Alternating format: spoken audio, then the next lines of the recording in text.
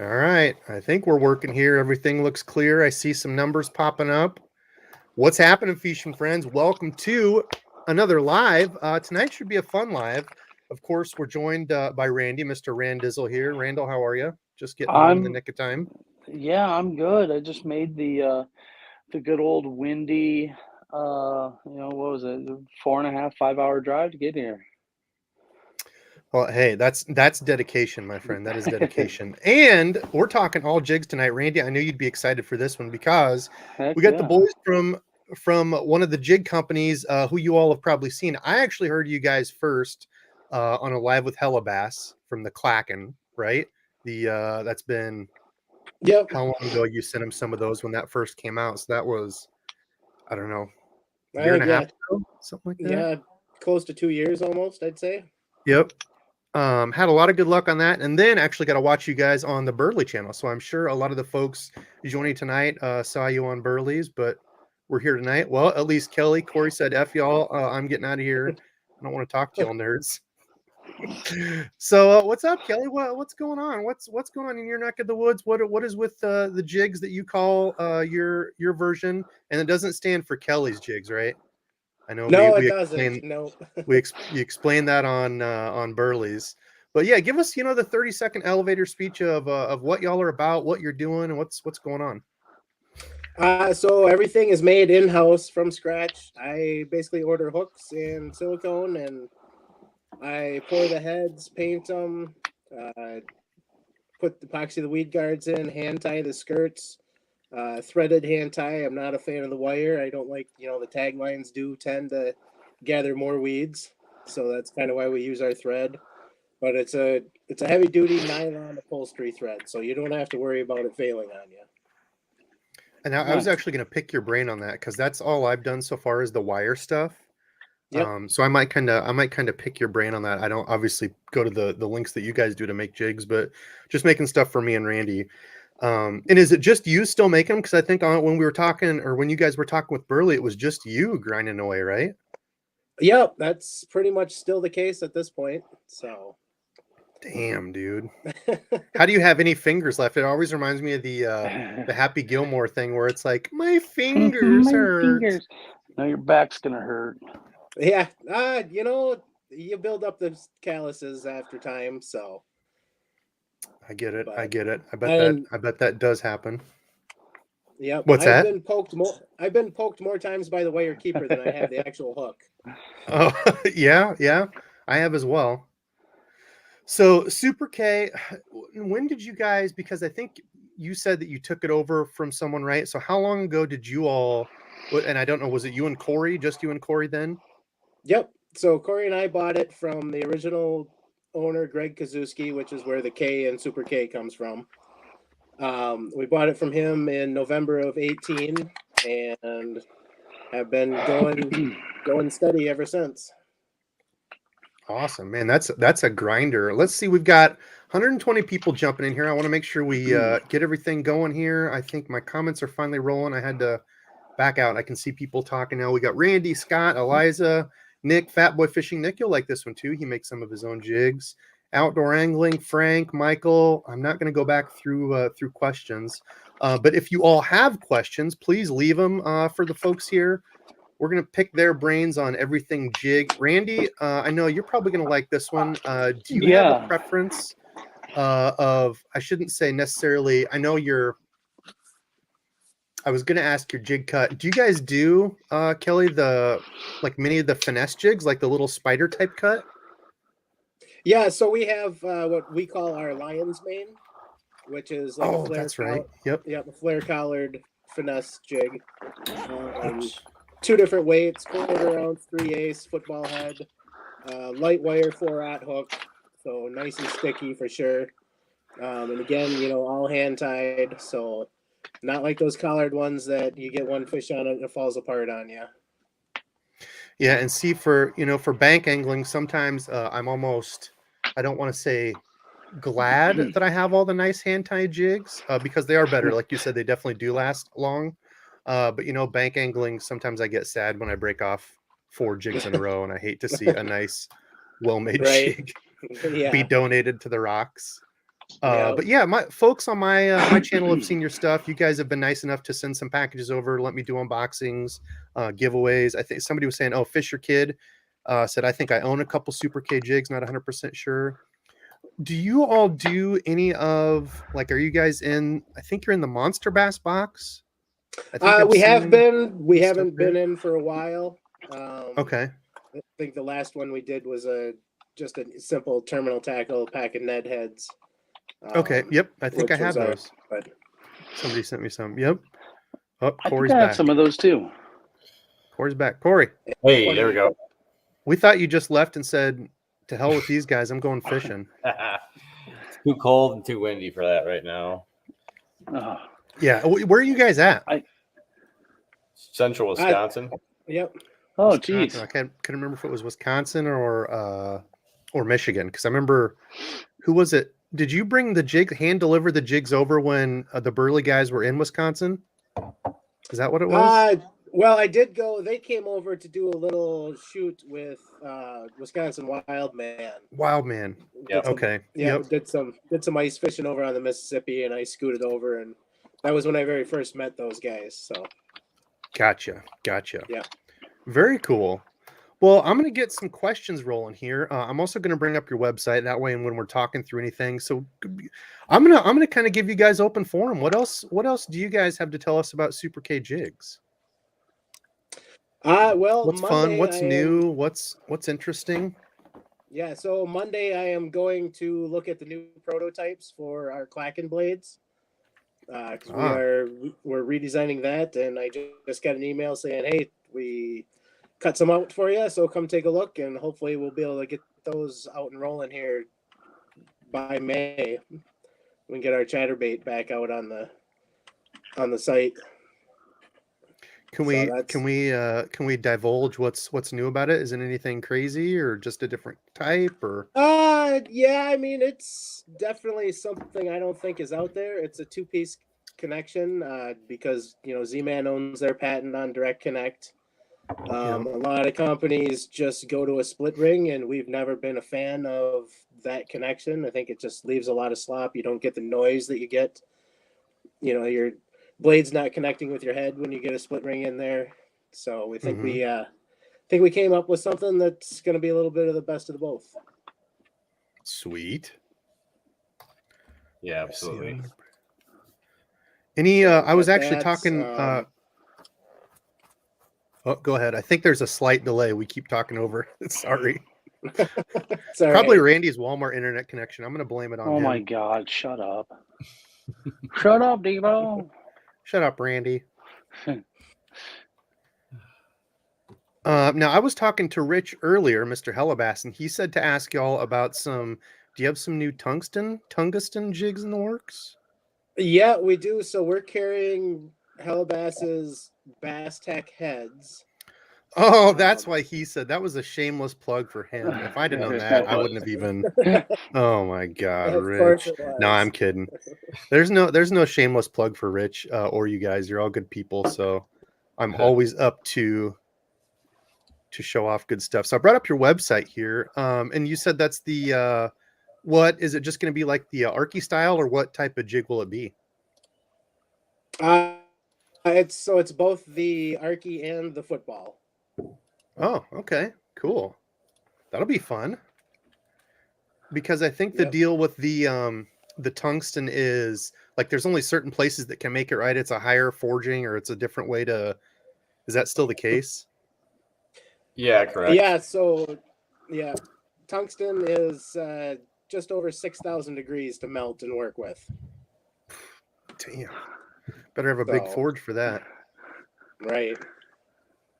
Let's see. I'm trying to remember the one y'all sent me, like a prototype color. I forget what it was I don't remember if it was the swim jig. This one pops out at me though. I don't know what color that is, but oh my. That was a hot seller at the shows this year for sure. So Aruga is, yes. What's your number one selling jig that you guys offer? Do you have like a standout? Yep, the 3/8 ounce River White swim jig. Let's see.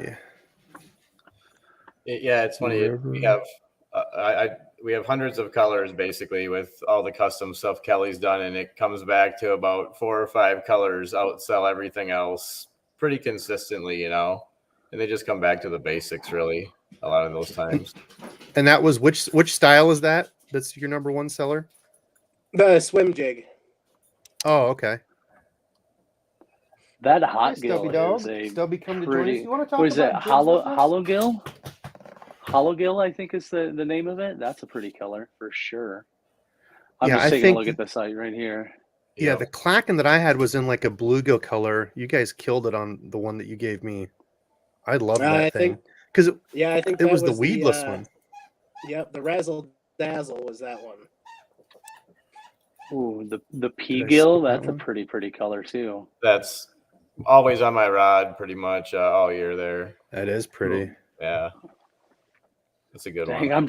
I'm just I can't even like talk. I like jigs too much. What do we got for questions? I knew Randy was going to like this, and I didn't even tell him it was going to be you guys because I knew we'd be in here like an hour waiting. Let's see. What other questions we have? Everybody, what do you got for questions? People are laughing at Randy's stickers. Randy does have a Super K sticker back there on his wall O stickers.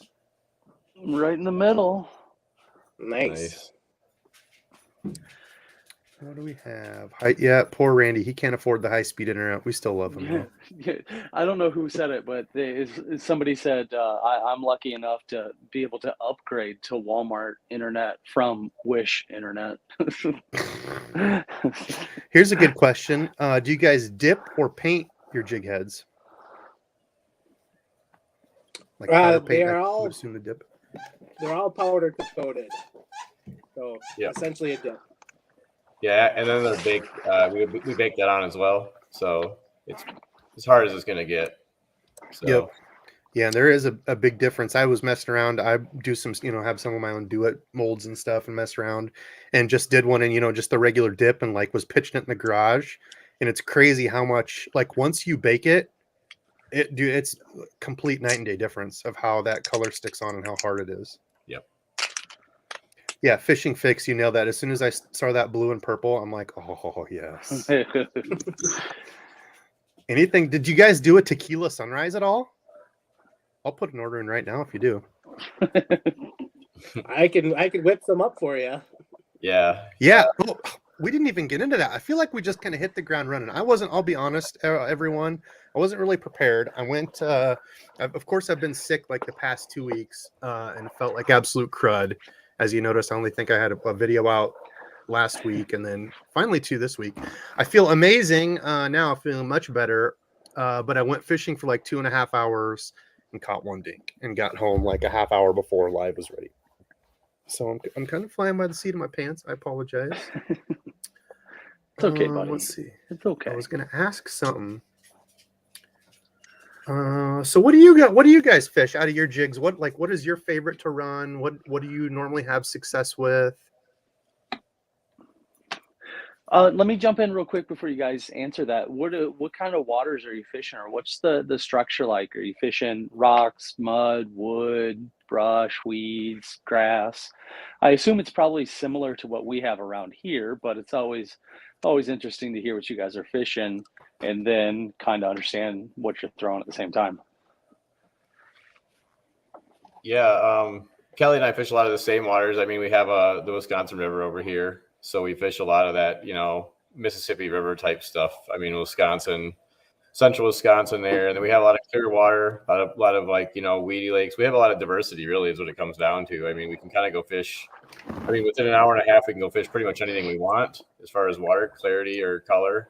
So it's pretty nice, but for the most part, I mean, Kelly's, we fish a lot of river stuff. I mean, we fish a lot of trout stream and stuff like that too, to kind of get a different take on things. Yeah, I saw your rainbow trout color. That looks really nice too. Yeah. I was going to ask you guys also, because you're again kind of similar to where we are. What's your take on pike? I personally am not a fan. Debo loves the pike. I dislike them greatly. They taste good. I like to eat northern pike. They taste delicious. Really? Yeah, they do. People underestimate pike. I agree 100%. Super good.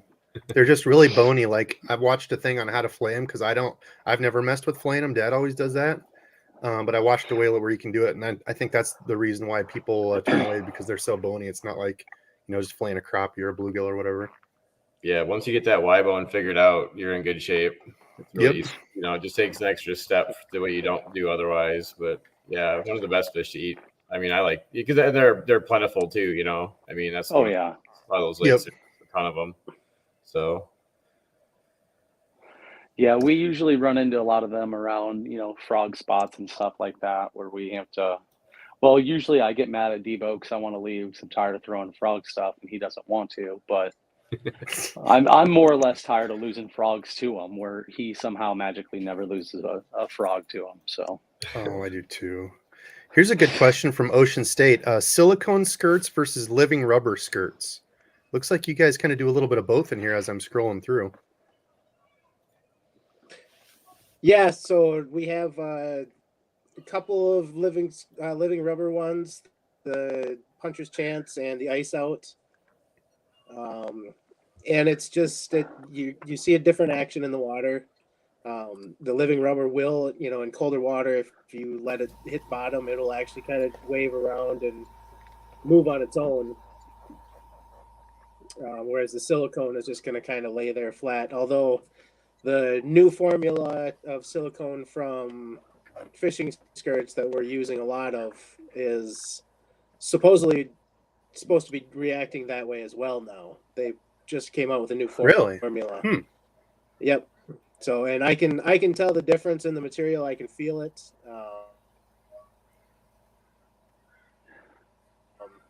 It's a great material, but it just reacts a bit different in the water now.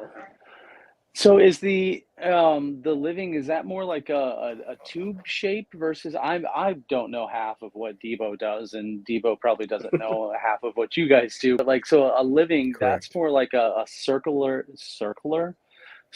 tube versus like a flat piece of plastic, however you want to call it, right? Am I seeing that Right? kind of? Mm-hmm. Okay. Yeah. Yep. Debo, go to the first page rubber of those and go to the Ice Out at the bottom. You can kind of see it really good. There is where I saw it. And sorry, go ahead. So yeah, the living rubber is a round strand rubber, whereas the silicone is a flatter. The living rubber is kind of a pain to work with because it's 40 strands. The tab is 40 strands wide, and it's all connected. You can kind of see And it there, what yeah. you And do you is have to you stretch it, and then as you cut it with the scissors, it all separates under pressure. So it Gotcha. doesn't lay on the jig quite as nice when you're tying it up. But the durability is the same between the two, would you say, or no? Oh, I would almost say the round, the living rubber is, I would say, way more durable. Huh. But it's definitely a completely hollow different type of material. Yeah, that's a good color. Ooh. Yeah, that was the first one I saw right there, Debo. Ooh. That I was like, if you're getting some tequila sunrise, throw a couple of those on there for me too. We'll be putting in an order. We'll give back. And well, speaking of giving back, the gentlemen at Super K Jigs were nice enough to do a giveaway for us tonight. So we were just talking beforehand. They're giving away, it'll be a total of 4 jigs for each person. We're going to draw 2 people. And then the fun part is each person, after I do the drawing, is going to give numbers between, 1 to 2, 2 to 4. I don't remember the numbers. You have to remind me, Kelly, but you'll pick 3 random numbers, and then he's going to put together this random jig because that's going to match up to the closest tab color, jig tab, like the skirt color that he's got, and make you a couple random ones. So it should be pretty fun. I think it'll be a pretty cool deal. Do you have the tabs there? Will they be able to see, like, after we pull them, will you be able to pull those colors and show them, like, this is what it'll be of, or no? Yeah, absolutely. Yeah, once I get them, I can just hop over to the drawer and pull them out. Sweet. That'll be fun. When we're ready to make that happen, we'll get the details lined up. And Okay, we'll do that. Usually we do that about an hour, and we've got, I see 181 people in here. Invite your friends, invite your neighbors, invite your grandma's dog. Let's get these numbers up. We want to get up to like 300 people tonight. This should be a fun one. Jesse asked a good question. This is kind of one that Randy and I get a lot, talking with people. What is a good starter jig? What do you guys recommend? There's a few different things, I guess. It depends on what you like to fish. I mean, a lot of these guys that are getting into fishing kind of start with like a spinning rod type setup. And, we have a couple jigs that really fit that mold well. So like if you like to, run with a spinning rod, you can throw like the 1/4 ounce size of a howgill like that. Because it's a, pretty lightweight and you get away with a light trailer and just fish it like a spinner bait. I mean, I know people fish spinner baits with spinning rods. That's a great one. And then also, the finesse jigs, like any of the lighter weight ones like that, like if you pop into that finesse jig category there, some of the seahorse and the timber tickler jigs, those are real good. 3/16 ounce, small profile, you get a weed guard on there, but you can use it as a swim jig or a flipping jig then. So some people get away with having, I like that head. Yeah. Yeah, good array of color. It's really a good all-terrain head.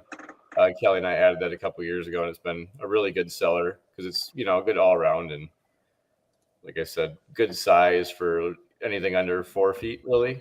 So in shallow water. Yeah, that's a cool one. I like that. Yep. What was the other one you said you had? That one, and then the lion's mane. That's the one I liked. Yeah, I just saw the lion's mane there for a second. I'm just I gotta make sure and close my mouth here for a second. Kind of like, and is that like a little football head? Yep. Or is it a round ball head? Yeah, it's a football head. Ooh, talk about your spring color right there. Yeah. Orange and red. Ooh, I like the little tequila sunrisey.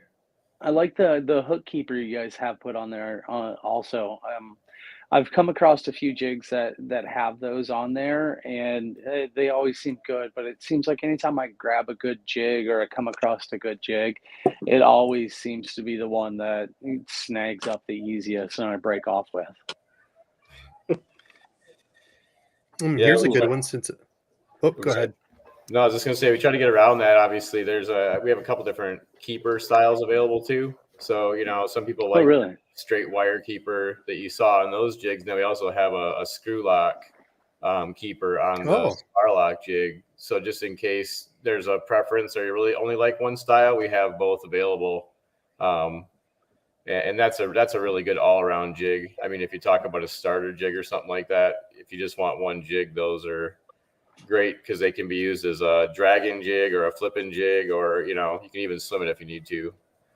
So, and that's yep. What? That's it right there. And do you say this has a screw lock? Oh, it does. Yep. Oh yeah, there it is. Oh my. Well, we're gonna add some of those to the cart. So that's you guys have plenty of those like on hand, right? Because DEBO'S getting all of them. Yep. Make everything in house. We can make as many as we have hooks and lead. So that's a good point. Have you guys had issues? I know in the fishing industry, tackle, supply shortages and stuff. Have you guys run into issues getting, either skirts or hooks, parts? Yeah, silicone has probably been the toughest one. Really? You think that's just because of it's something that everybody's using? Anything from the regular weekend tackle maker like me to any of the other bigger companies? I think that was that has a large part to do with it, but at the same time, 99% of that is manufactured overseas. So with the way things run over there. I was going to say it's probably a big overseas thing where it doesn't, because you don't hear a whole lot of people around here that are making around here in the States making skirts and things like that. Yeah, but I've noticed it. I mean, I've went to a couple places. Not fishing skirts. I think it was just lure parts online or whatever it's called. When I was going through to look at stuff, I mean, stuff was zapped, and I'm just a regular tackle guy. Yeah, Kelly's had a long wish list pretty much for the last 2 years of stuff that he hasn't been able to get his hands on yet. Or when it does come available, he can, you can only get X amount or, this or that of some of that. Yeah. So it makes it tough for us to keep colors. I mean, we try to keep the whole array, but we Oh, try I to bet. keep true to form too. We don't like changing stuff up unless we absolutely have to. So that makes it difficult because I mean, Kelly, you can see some of the stuff behind Kelly's shoulder there. He's got a ton more of stuff. We have to keep everything in stock pretty much for when those orders come in because everything's built from scratch. So Wow. Caleb had a good question here. Favorite color, weight, and style for spring fishing. What would you guys pick up?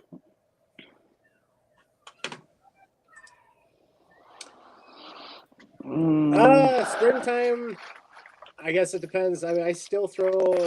I like throwing our Clacken, which I know isn't available right at the moment, but it will be soon. But I'm usually bank fishing the Wisconsin River. I'm throwing rapids and fast moving water. So yeah, I usually have a swim jig tied on. I mean, for the most part, or one of that finesse jig. I mean, especially springtime. I mean, I'll be throwing some hard baits too. Like a lot of rattle traps and stuff like that, or crankbaits. But I always be able to follow it up with usually, I mean, that finesse jig, that little finesse jig that I showed you guys is on my rod, like along with the swim jig, pretty much all year. And then other stuff just goes on and off as I mean, I have about 4 or 5 jig rods sometimes, so it is what it is. Sound like Randy. It sound like you guys are just like fishing with Randy. The funny, excuse me. The funny thing is I just got back in town and I was like, went out and bought a couple of new combos and things like that. And I went and stopped somewhere on the drive home tonight. And I grabbed a couple of rods and I was like, oh, I got a jig tied. I got 2 jigs tied on here. I'll just go out and see if I could throw a jig and see if anything happens. There's nothing wrong with multiple jigs tied on, Debo. Yeah. Aquatic biologist says, "What are we lying about tonight?" I lie all the time. That's all you find on my channel is lies. This is a fisherman's channel, correct? Are we on the right place? Yeah. So, What? What are we doing? Okay, next we're talking about. No, I'm kidding.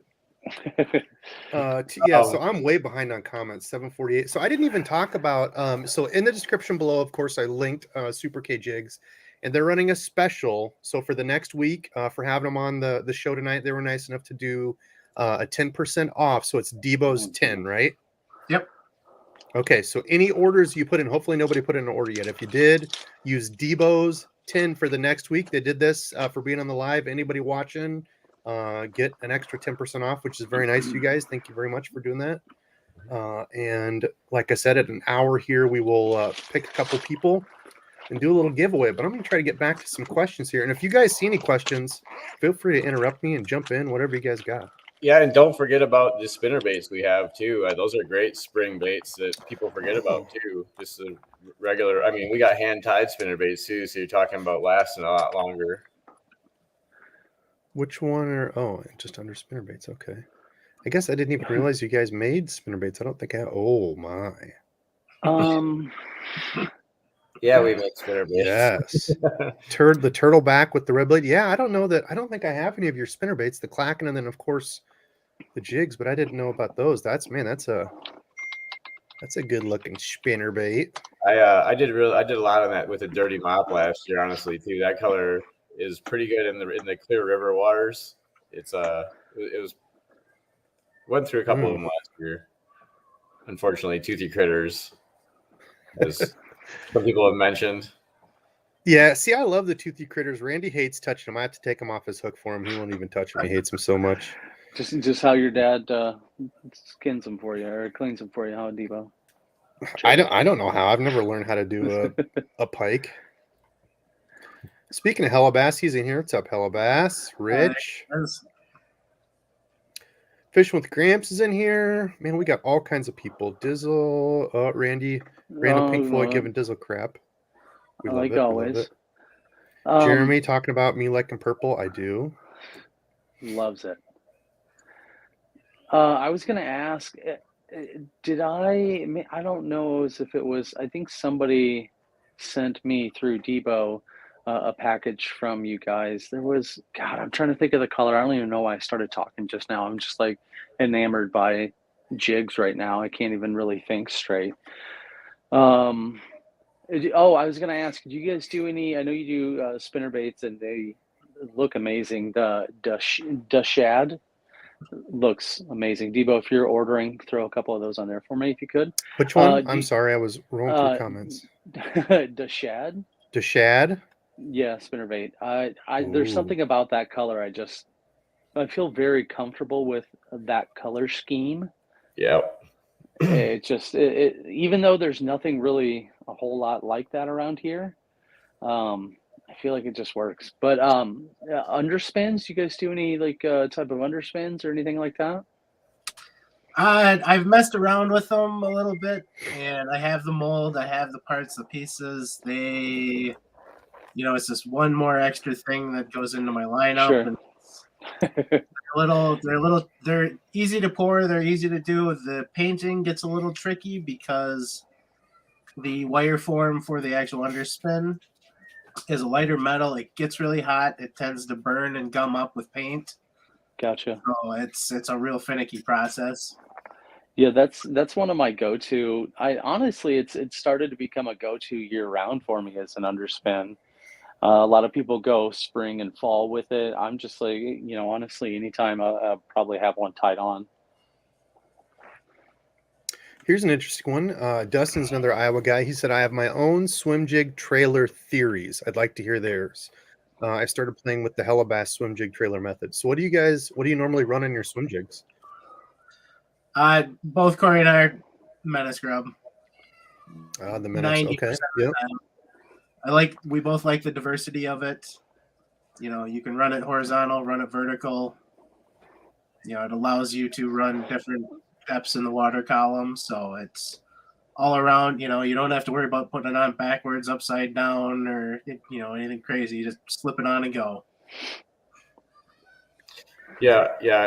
Like Kelly said, mostly a Menace Grub. I mean, once in a while I'll throw on like a Kitech or something like that, like, the 3.7 4 point, or 2 point, with the smaller one in 3.5 inch or the 4.5 inch, just depending as well.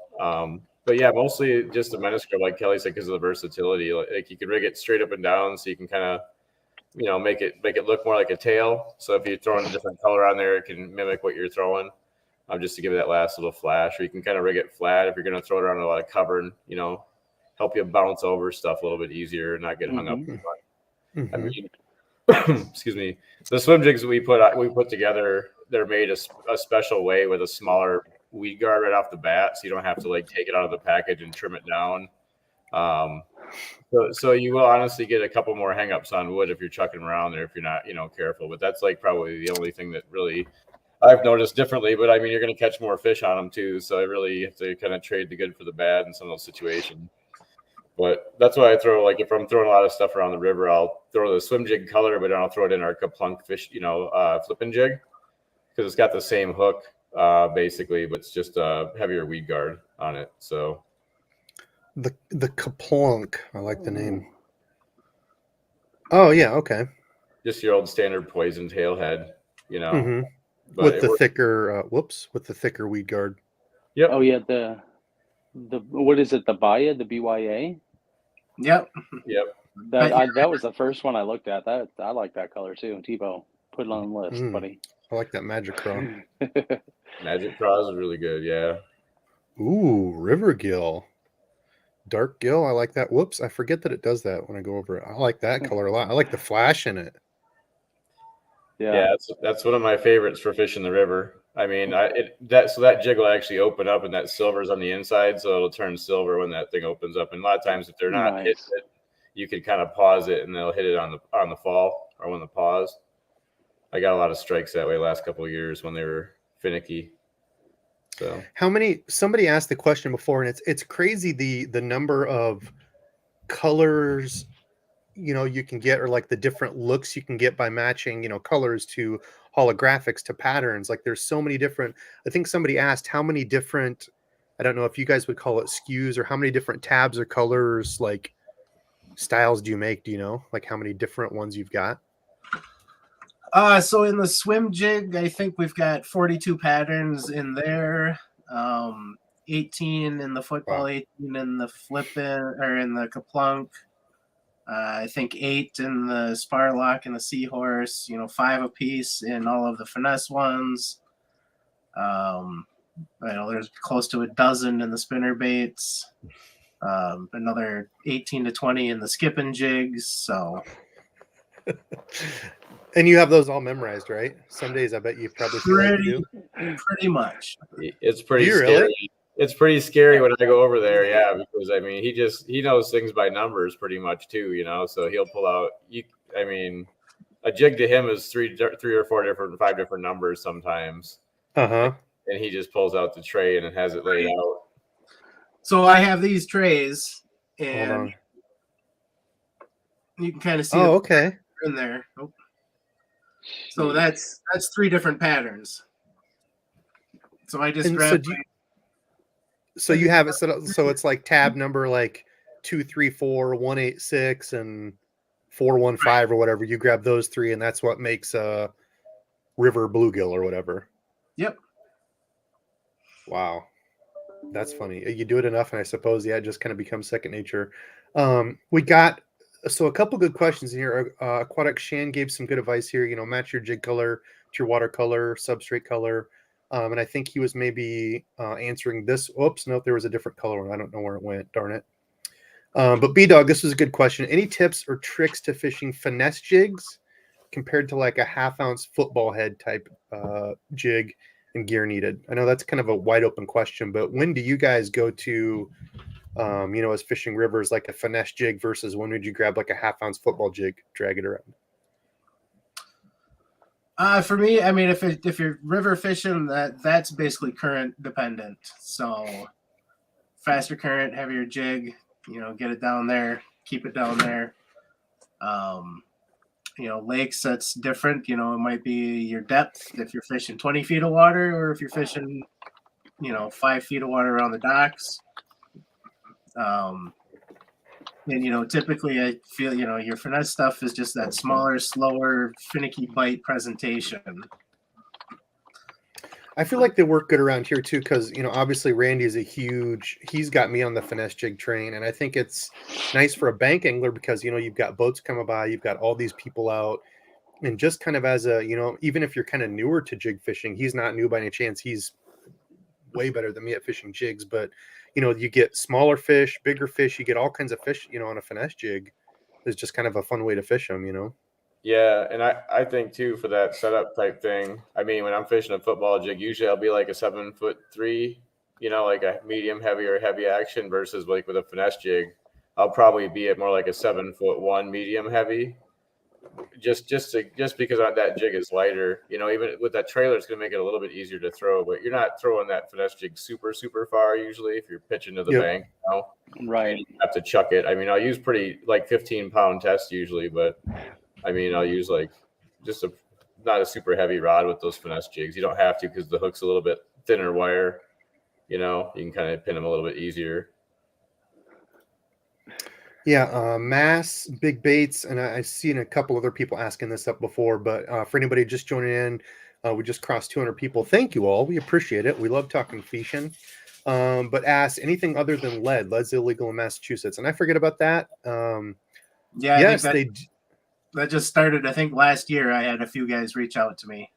Oh, okay. Yeah, I know there's some places, it is. They just said that Rich goaded me into this. I didn't realize it was the Bass Tech tungsten. Rich goaded me into asking about this, but they are going to make tungsten jigs. So you're using the Arky style jig from Bass Tech, which is an awesome all around, and then the football jig. So they will have tungsten jigs as well. How many colors do you think you're going to have on both of those? Do you know? As far as the heads, we've got green pumpkin, black, and brown. And then what we're doing is basically, so we're not sitting on inventory. That's a custom request skirt. Okay. So essentially, you can pick any of our standard stock skirts, and we'll put it on that head. or you have the Oh. ability to completely create your own. Well, that'll be fun. And that, so when you go, I guess I think you guys mentioned that when I watched you on Burley's. Is there a way to, do you have like a custom? Because I remember there was like a custom thing you could fill out. So yeah, if you just click on either one of those heads, it basically gives you right there. You'll pick which color, you pick which weight, Yep. and then you fill in. And you can say, oh, just give me a deep bluegill pattern, or I want exactly this. Okay, that's pretty sweet. Yeah, so I could do like back whatever that purple one was. I forget which one we were on that I said was it Cosmic? I think Cosmic is what it was. Yeah. Yep. Okay, so I could go to this and just do like a 3/8, do this in the Cosmic color. Done. Right. Yep. Okay, that's pretty sweet. That's one cool thing about about working with smaller companies where it's not just, we have 5 SKUs, take it or leave it. We can do literally whatever you want, and they can put in there. I think it said do like the most details you can give. Literally, they could tell you, I want something with these 5 colors, and you could put it together. Yep, I do it all the time. Yeah, that's yeah. awesome. Well, and then you're getting a top-notch product too. A lot of times you'll buy something and it's really an awesome color, but it falls apart on you, or whatever may happen. Like let's say it's not made the best. You can come to us and get 10 of these hand-tied, handmade ones that you can't pull the skirts off. It'll last you the next 5 years. And that's the big difference, and you just can't find that a lot of places. So. Well, and the colors too, because like we were talking about before, a lot of companies will have 4 or 5 generic colors. Maybe they're out of something, whatever. Hit you up and get whatever you want. Like if I want Tequila Sunrise, like you said, oh yeah, I could whip that up for you. All kinds of stuff, which is fun. I think that's cool to be able to do. Ralph Army Outdoors dropped a $10 donation. Ralph, thank you. You were the first donation of the night, Ralph. I need to get you a care package out. You're always donating and supporting. But said, can someone make the wind and rain stop? I agree. The wind and cold and rain sucks here in Iowa. I hate it. 3 tornadoes hit Louisville Metroplex Wednesday night. Dang. Had some dinks. Lost them at the boat. Fun day. Well, Ralph, you're not the only one. Oh, go ahead, Rain. No, I was going to say, I don't know. What was it? A few days ago, 2 or 3 days ago. I thought, Debo, I sent you a video of it, but we're at the grocery store getting a couple last minute things to cook dinner. And like, I'm sitting there outside waiting, and all of a sudden tornado sirens just start going off. And I was like, oh, that's interesting. And then I look up and like, I don't know, like people probably from not the Midwest probably haven't experienced a whole lot of tornadoes, but you look at the clouds and then there's a bit of under clouds and then you start seeing like rotation and spinning. And I was like, oh, that's not good. That's not good at all. We should probably get going here. But yeah, the wind has been ridiculous, especially like it's terrible. And me being, the opposite of Debo, I don't like bigger lures. I like smaller, especially when it comes to like my jigs and things like that. I'm not bumping up, and I don't really buy anything, as big as a half ounce even, and that's probably crazy to some people, but I can hardly even fish out there with, the little stuff that I do have. So the wind does need to stop ASAP. I agree.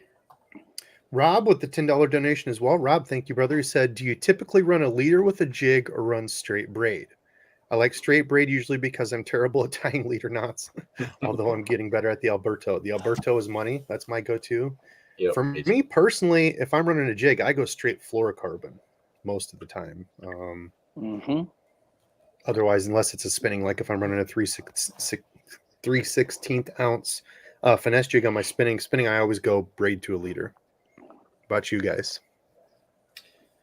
Yep, pretty much the same for me. Fluorocarbon for the most part. I have a couple braid to fluoro rods just once in a while. I mean, my spinning rods are like that, and I have one bait caster I've set up for like, throwing top waters or flukes or whatever, maybe like that I set up like that, or tubes, just because you got to have, But I run like 40 to 20 if I'm going to do that, kind of set up with an Alberto.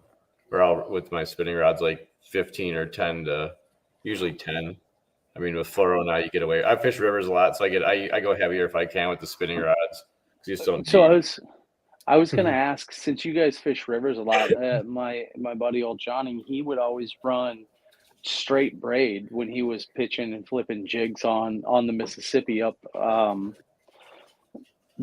God, I can't even remember where he used to fish at, but he would just run straight braid on his jigs. He wouldn't do a leader or anything like that, just because the river was usually pretty chocolate milky color or pretty dirty, and you get away with it. Do you guys ever do just like a straight braid? I used to when I fished the river when I was younger when I did that, when before they had fluorocarbon, I did that all the time.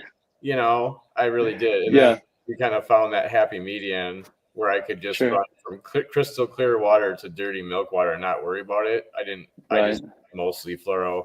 Like I said, I keep one 50 or 60 pound for a frog rod or a flip, like a jig rod if I need it, Oh yeah, and then I yeah. have that like a 40 to 20 just for like buzz baits or whatever or something to that nature. But yeah, I used to do it all the time. I don't find the need to that much anymore. Ruben, thanks for the order, dude. I know they will appreciate it. The discount code I left it below. It's DEBO'S 10. Was it case sensitive, you guys?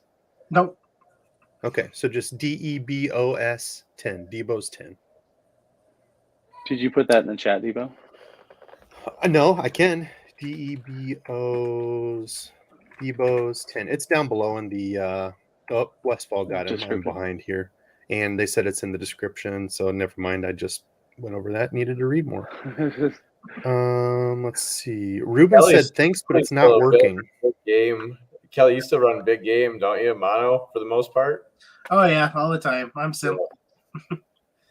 He likes that. It's been. I mean, he's done really well with it the last couple of years, and it's just it's one of those things where some people are used to it, and it still works really well. I mean, I think it's good to talk about too, because a lot of people get into fishing and they can't afford fluoro, and it's good to know that mono gets it done. I mean, it still does it. It's good for top waters, and it's if you want an all around line, it's probably the best one, right? Because you can do everything with it. You can do top waters, crankbaits, jigs. Yeah.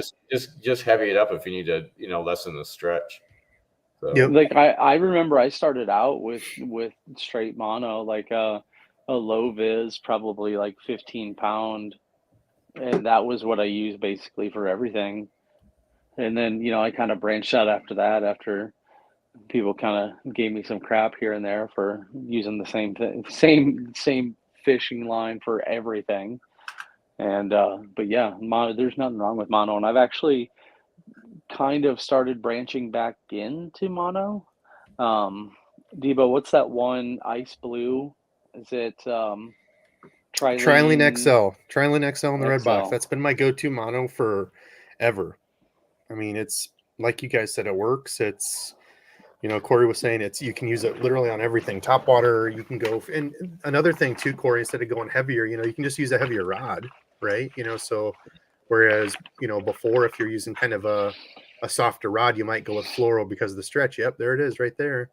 You can kind of bump up to a little bit heavier rod because your line has a little bit more give. So yeah, there's different ways around it. Go to heavier line, but yeah, I agree. Especially too, mono, maybe not the big game as much, but some of the monos are super, super soft. So as far as like a beginner to cast, it's some of the softest, easiest stuff to throw around too. So and it's a cheap, lot more forgiving when you're fishing like rivers and rocks and stuff like that. You're able to get a lot more stuff out of snags because it's got that stretch, that pop. You can really pop your line to try to get it out, especially fishing from the bank. Where are you guys at on the high vis spectrum? Fans don't like it. That's honestly that's what I throw. Especially like I love using it for my wacky rig because I can see that line bounce before I even feel anything. Yep, I'm the same. I'm high vis braid to a leader is what I usually use. Debo likes to occasionally give me a handy down reel, and usually it's got either like bright blue line or like a camo pink color on it. So I like it quite a bit too. I may or may not do that on purpose. I may automatically put pink camo on those when I give them to you. Sorry. Why do you even have pink camo is the real question. He has like a 1,000-yard spool of it just for you. Is that what's going on? Right. It was actually So I was gonna do like some like crazy challenge thing. I don't know what I had in mind, but it was when Gander was going out of business. I think I was getting it for like $1.99 for 200, 200 yard Yeah. packs or whatever. So I'm like, $1.99, why not? I'll get it. And then I never did the thing. I'm like, I'll just save this for Randy and rig up all his reels with pink camo. I like Jim, it. Tackle Junkie in the house. What's up, Jim? Do you ship international? That's a good question. We can, but that comes down to basically the customer has to cover that extra shipping charge because it is ridiculous. Yeah, it is. It really is. I think it was a couple of years ago already that I was shipped a few things to Canada, and it was $21 for up to a pound. Oof. Yeah, same. I've done giveaways, and that's one thing I almost need to like.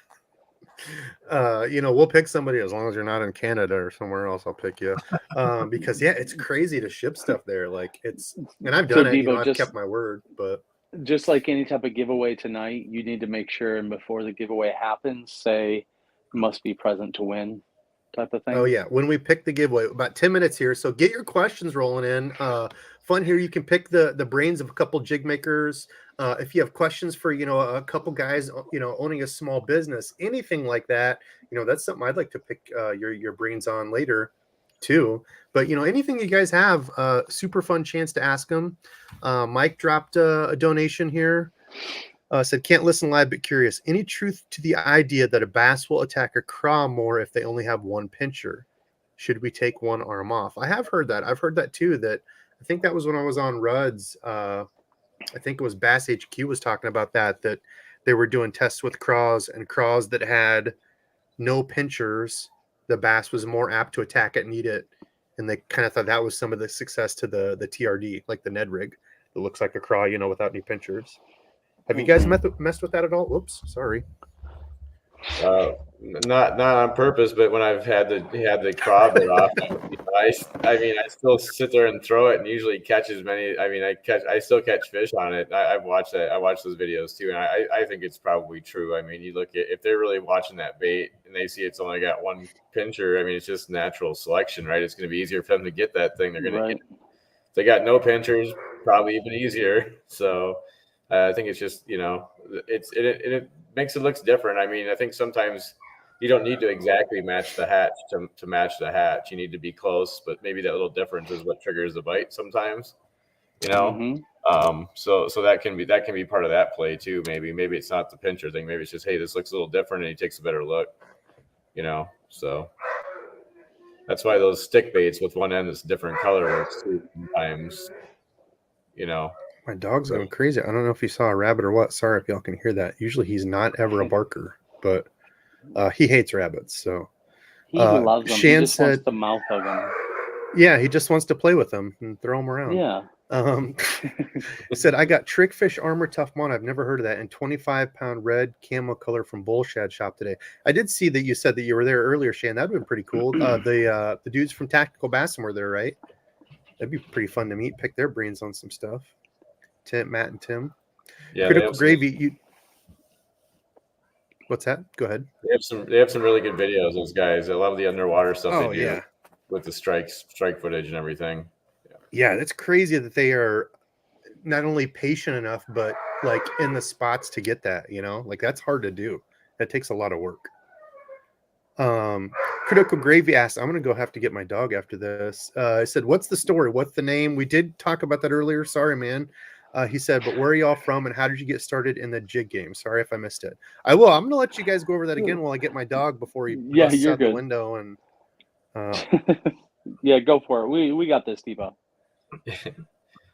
Yeah, absolutely. Well, the Super K Jigs started quite a few years ago, and I used to actually be a customer of the company a long time ago, and religiously bought them just for the same reasons. The same reasons we still make them the way we do is because they lasted longer. You could catch a ton of fish on them and put them back in and then pull them back out next time. And they probably worked better with less strands of silicone on them than they did the time before.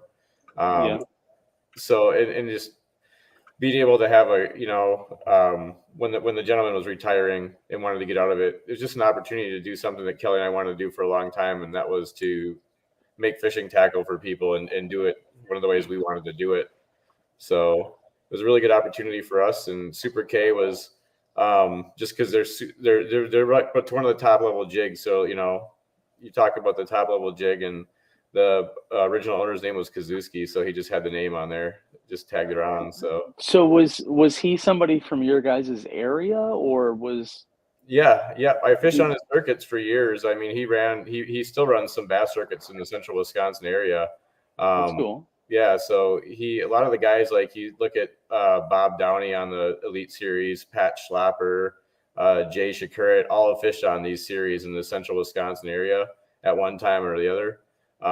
And there's a lot of good sticks around here. And, these series are, you think of local series, but they have a ton of talent in them. And it was just a really good way to, like I said, get an opportunity that Kelly and I always wanted to build fishing tackle and just continue to, like I said, that was one of the things that we started with is fishing, really a good way to keep yourself out of trouble. Sure. So, we just thought it was a good way to kind of give back, is something that we liked a lot. Oh yeah.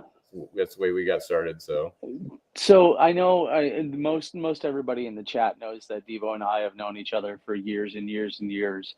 So is that kind of the same scenario with you two? You've known each other for a while, and it just happened to be the stars aligned, the dice rolled sixes, and you just were able to jump on it, and that's how you two kind of came to what you are today, or?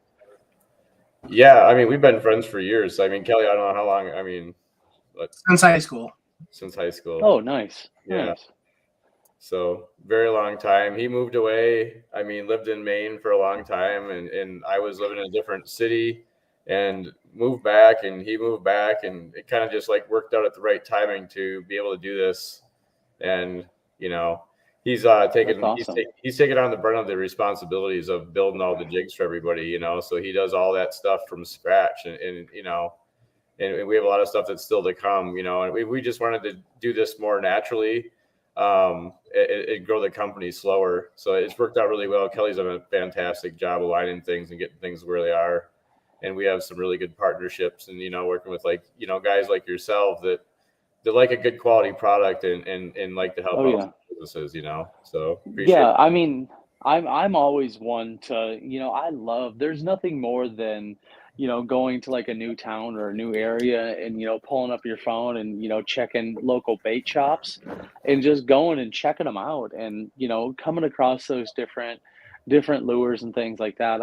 I've said it on a couple other lives that we've done. Like my first 5+ pound bass came on a micro spinnerbait from a local tackle shop that's no longer open over by DEBO. But, just getting into some of those places and seeing what they have and maybe refreshing your look on bass fishing and the lures maybe that you used to use and maybe lures that, you're going to use, for the foreseeable future. Yep. Local tackle shop has been one of our keys to, like you mentioned, just to get into. And we try.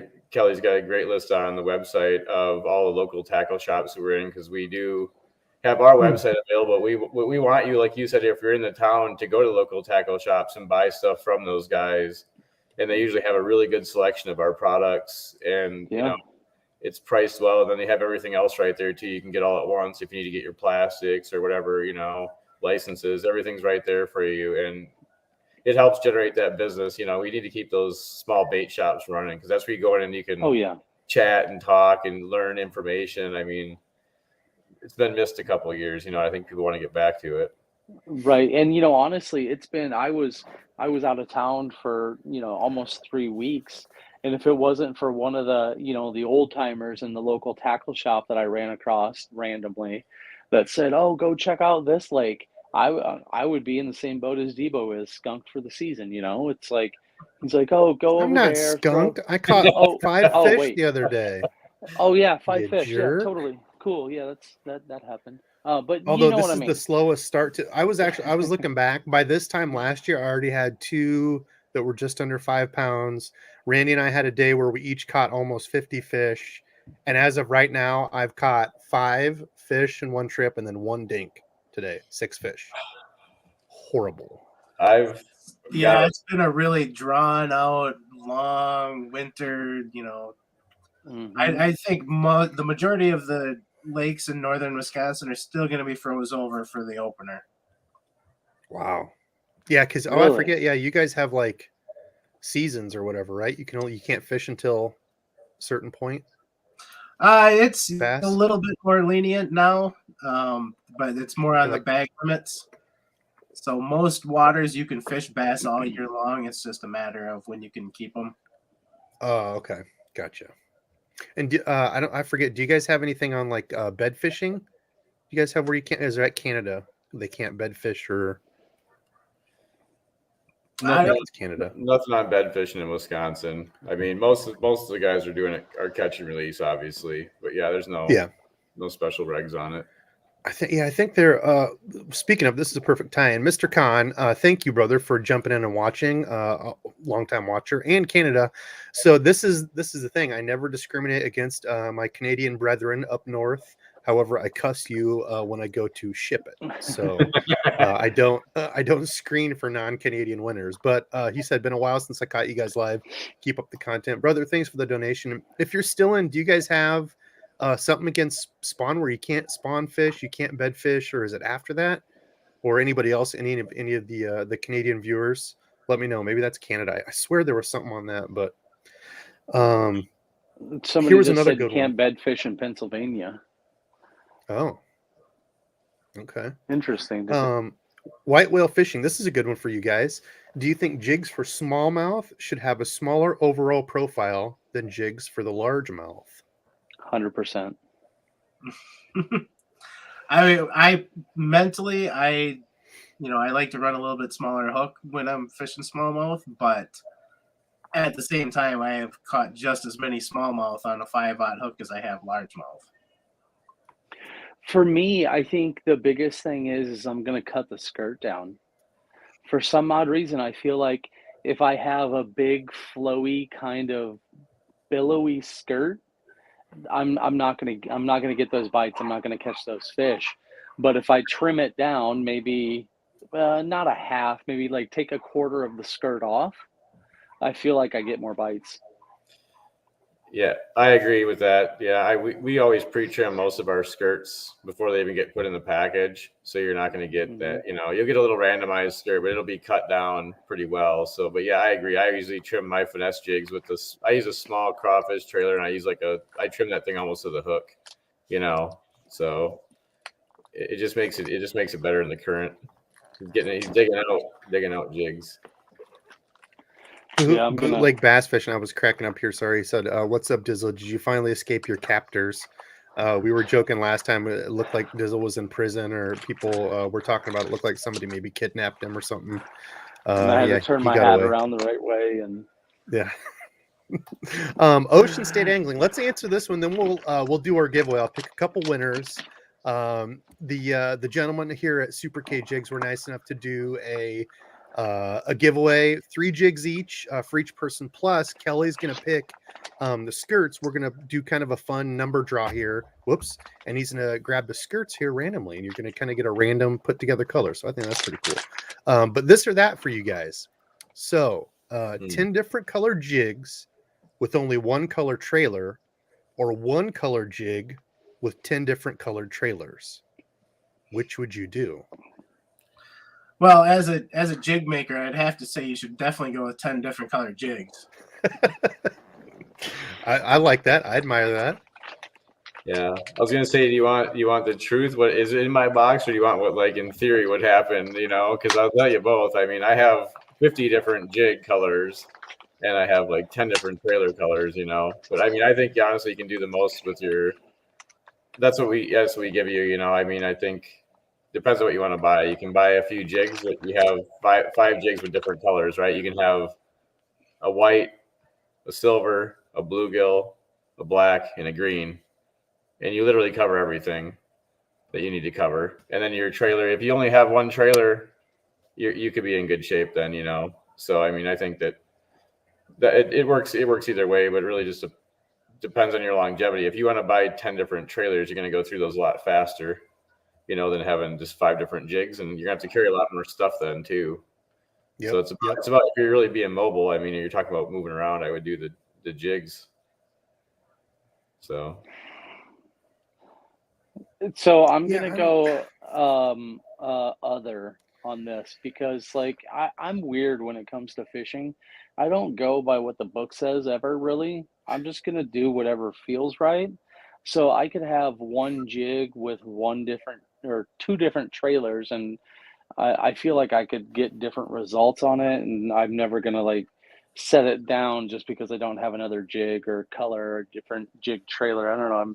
I'm weird. I'm uh I'm the outlier in this or that.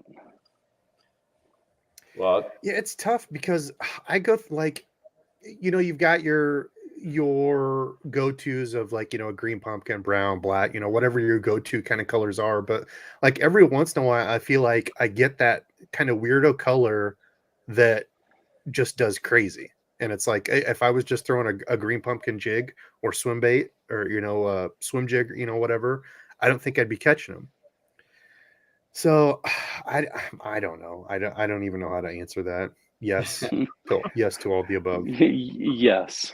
it depends on how much room you have in your tackle box. Because I mean, I have a Right. couple of jigs that I custom tie for fishing the river. That top is one color and the bottom is another color, so I can flip flop trailers and go from a light jig like with a white trailer, and I can change it over to a darker jig with a green trailer in 2 seconds just by changing the trailer out. Just so I don't have to change jigs too, like in a tournament situation where I don't want to go and flip flop. I can just change a trailer really quickly. So I'll tie some of those for myself like that in situations where. Yeah.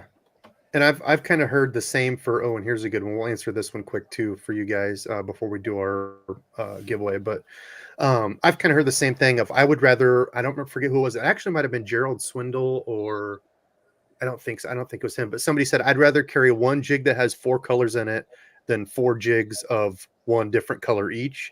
Because if I have one jig that's got like black and blue on top with brown and green pumpkin on the bottom or whatever, that's going to cover pretty much everything. I could put a green pumpkin trailer on it and flip and pitch that, almost anywhere, as opposed to carrying a black and blue and a green pumpkin and a brown and all these things. So,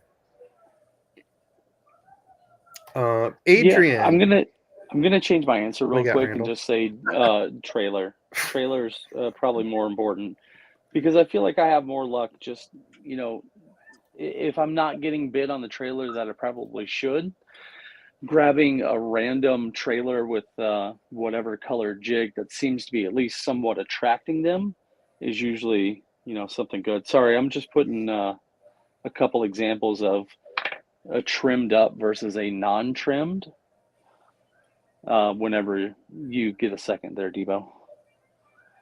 Going back to Adrian the was asking favorite jig head for wood. I'm picking specifically this Sparlock jig in Cosmic because I'm kind of obsessed with this now that I have seen it. I must have 15 of them, so I will place an order. But So what do you? If somebody what? asks you, "Hey, I'm going to get some for wood," what do you guys recommend? Honestly, the seahorse. The Seahorse. Okay, let me. Okay. And do this I one. will give you my hypothetical theory on that. Okay. Oh, hey, also in Cosmic, I accept this answer. Yep. Okay. So those two heads run the same color patterns, and they're both a flipping style jig. I recommend Oh, here we can see the. I recommend the Seahorse for the wood, and mostly from feedback is I hear it comes out better. And I think the reason why is it's got that tall vertical skinny head, and I think that tends to make it want to roll over when it hits a branch and kind of come through the hook sideways, as opposed to the Sparlock, which is more like an archy style head and it just keeps running flat. So I generally tell people if you're flipping docks and rocks that Sparlock is a good jig to go with, but if you're flipping sunken timber, this Seahorse just, I don't know why, but it seems to go in and out a lot cleaner. Okay. Yeah, that's And interesting the because I've same, kind of heard back and forth on that. If you're going over wood, you don't want it to roll over as much because that's when you get hung. But a question that I don't think we've seen asked: do you always flare out your weed guard? Do you guys flare weed guards? I don't. I do see a lot of guys that do it to V them out. Yep. I think that helps me the most around wood is just being that, taking that weed guard instead of it being like this and just taking and bending it out like in the middle. So it does a V that way when you come over wood, because, you know, if you have just a straight weed guard and your hook is here, if the wood hits it at all and knocks it to the side, that, you know, that hook's there. So I found that helps So, me, but, you know, like like you're saying with the, something like this non-bead. Can sorry, you see? I'm getting my clicks mixed up here. Yeah. So non-bead there, you know, just the regular versus one that's something like so. Sorta. Yeah, I do it just to even a little Maybe, bit more than maybe, that, but yeah, maybe a little bit more. yes, there's different ways, Honestly, and maybe, you know, maybe there is something to the head, you know, just a specific, you know, the way it rolls over it, maybe, or, you know, that would be some fun underwater footage, you know, to see too. What does it do? Why does it come through better? You know? Yeah, I use them both a lot. I agree with Kelly too. I think, you know, you can pick either one of those. I think just by the keeper, depending on which one you like better, because this one has the standard wire keeper. So yeah, I was thinking that screwing might be nice, you know, when you kind of get caught on wood and pop it out in case your trailer gets stuck a little bit. Which, I mean, this has a nice beefy wire one, but that screw lock, that has me kind of interested on that one. Does this show the up and down view? Oh, it does.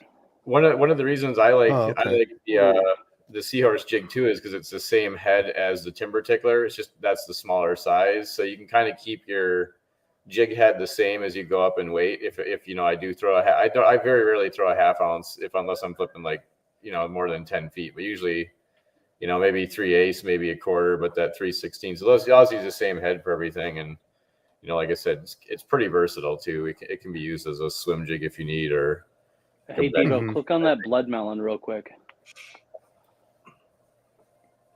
Oof. That's oh man.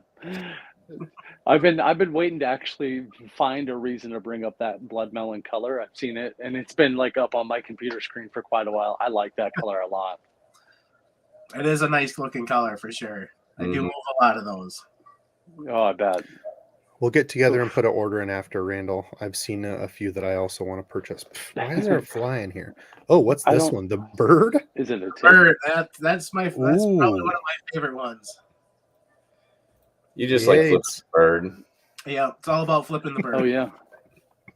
And this is just kind of an archy style head on these. Oh yeah, yep. Yeah, that's which is good. Like you said, you can swim it and you can do whatever. Yeah, it's a real versatile all-terrain head for sure. Yeah, you see a lot of guys using it. Like that Sparky head is what all the pros are using for flipping. Like you talk about Jason Christie flipping jig, Caleb Kupal's flipping jig. All those guys are using that Sparky head pretty much exclusively because it's one of the most shallow water, like Kelly said, you know, shallow water dock type things. It can be used in a variety of ways. Yeah, that's funny that you bring that up. Epic Eric was talking about that when he was on talking about that. What'd you call it? Sparky jig head. How big it was, and I forget. Somebody said they were using. He said they were using like the 1/4 ounce. I don't remember if it was just that with like a plastic or if it was a jig, but yeah, he was big on talking about it. Okay, we're over an hour. There's all kinds of good questions coming in here. Trimming. White Whale had a good question here. Does Super K trim their weed guards to line up with the hook barb? Wondering how they feel about this theory. Bring up the swim jig, Debo. I mean, we don't trim the flipping jigs because that's kind of a personal preference thing, you know, with the flipping jigs. I mean, some people like them, leave them long. Some people like to trim them even. Some people like to flare them out. So but these are pre-made and pre-drilled at a certain angle, and these are the lighter weed guards, the FG12s. So these are made and basically they're perfect length to match up with the hook tip. So cool. Yeah, and I'm not huge on that. Like, I don't know. I don't feel like it's as big as, you know, trimming my skirt to make sure it matches my trailer, but I know some people are big on that. Yeah, and it makes sense, I think, on the swim jig.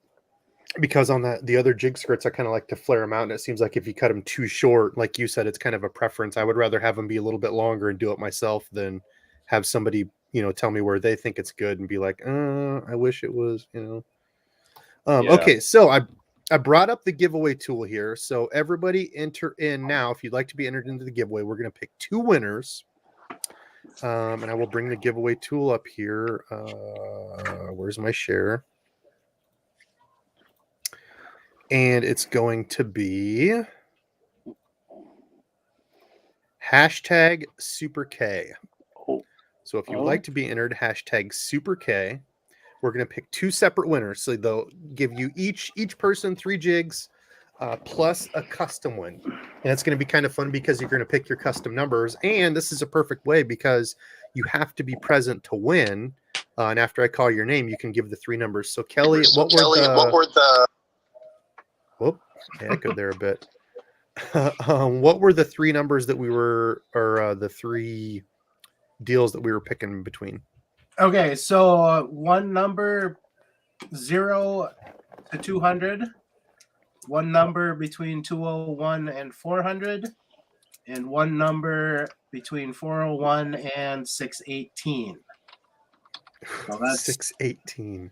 That's the He knows that's the off the top of his head. highest number tab I've got is number 618. So What's 618? Do you know off the top of your head what it is? I believe that is the purple that's in the imitator. What? Purple? I'm a big fan of. What do you guys think? Black and blue versus black and purple. Is it hokey pokey, or does black and purple make a difference? I just mixed up a black and blue with purple jig the other day to throw in my box. I think all 3 are good. I think just personal preference and confidence, man. It's all it's about with jigs. Yep. I think there's a bit of regional to that too. I think you get into certain parts of the state that's all we use over here is black and purple, and you get the other spot and it's all we use is white, all we use is black and blue, or just blue. Yep. Oh, Yep, Debo, present to win. Yeah, I just said that because they have to pick the numbers. But I kind of agree with Corey. Like, to me, it's a thing of everybody throws black and blue. So does black and purple really work better? Would black and blue work just as much? But it's a confidence thing to me because I'm like, everybody throws black and blue. So if I throw black and purple, I've got a 1-up on them. But like, really, does it make enough of a difference? Maybe not, who knows? But that's really what it boils down to is, are you confident with the lure that you have in hand and how you're fishing it? Yeah. While that's running, Debo, real quick, let me do this trim versus non. So this is just a non-true. Here we go. A non-trimmed back up a little War bit. Eagle. There you go. There you go. Non-trimmed War Eagle with a rage chunk on it.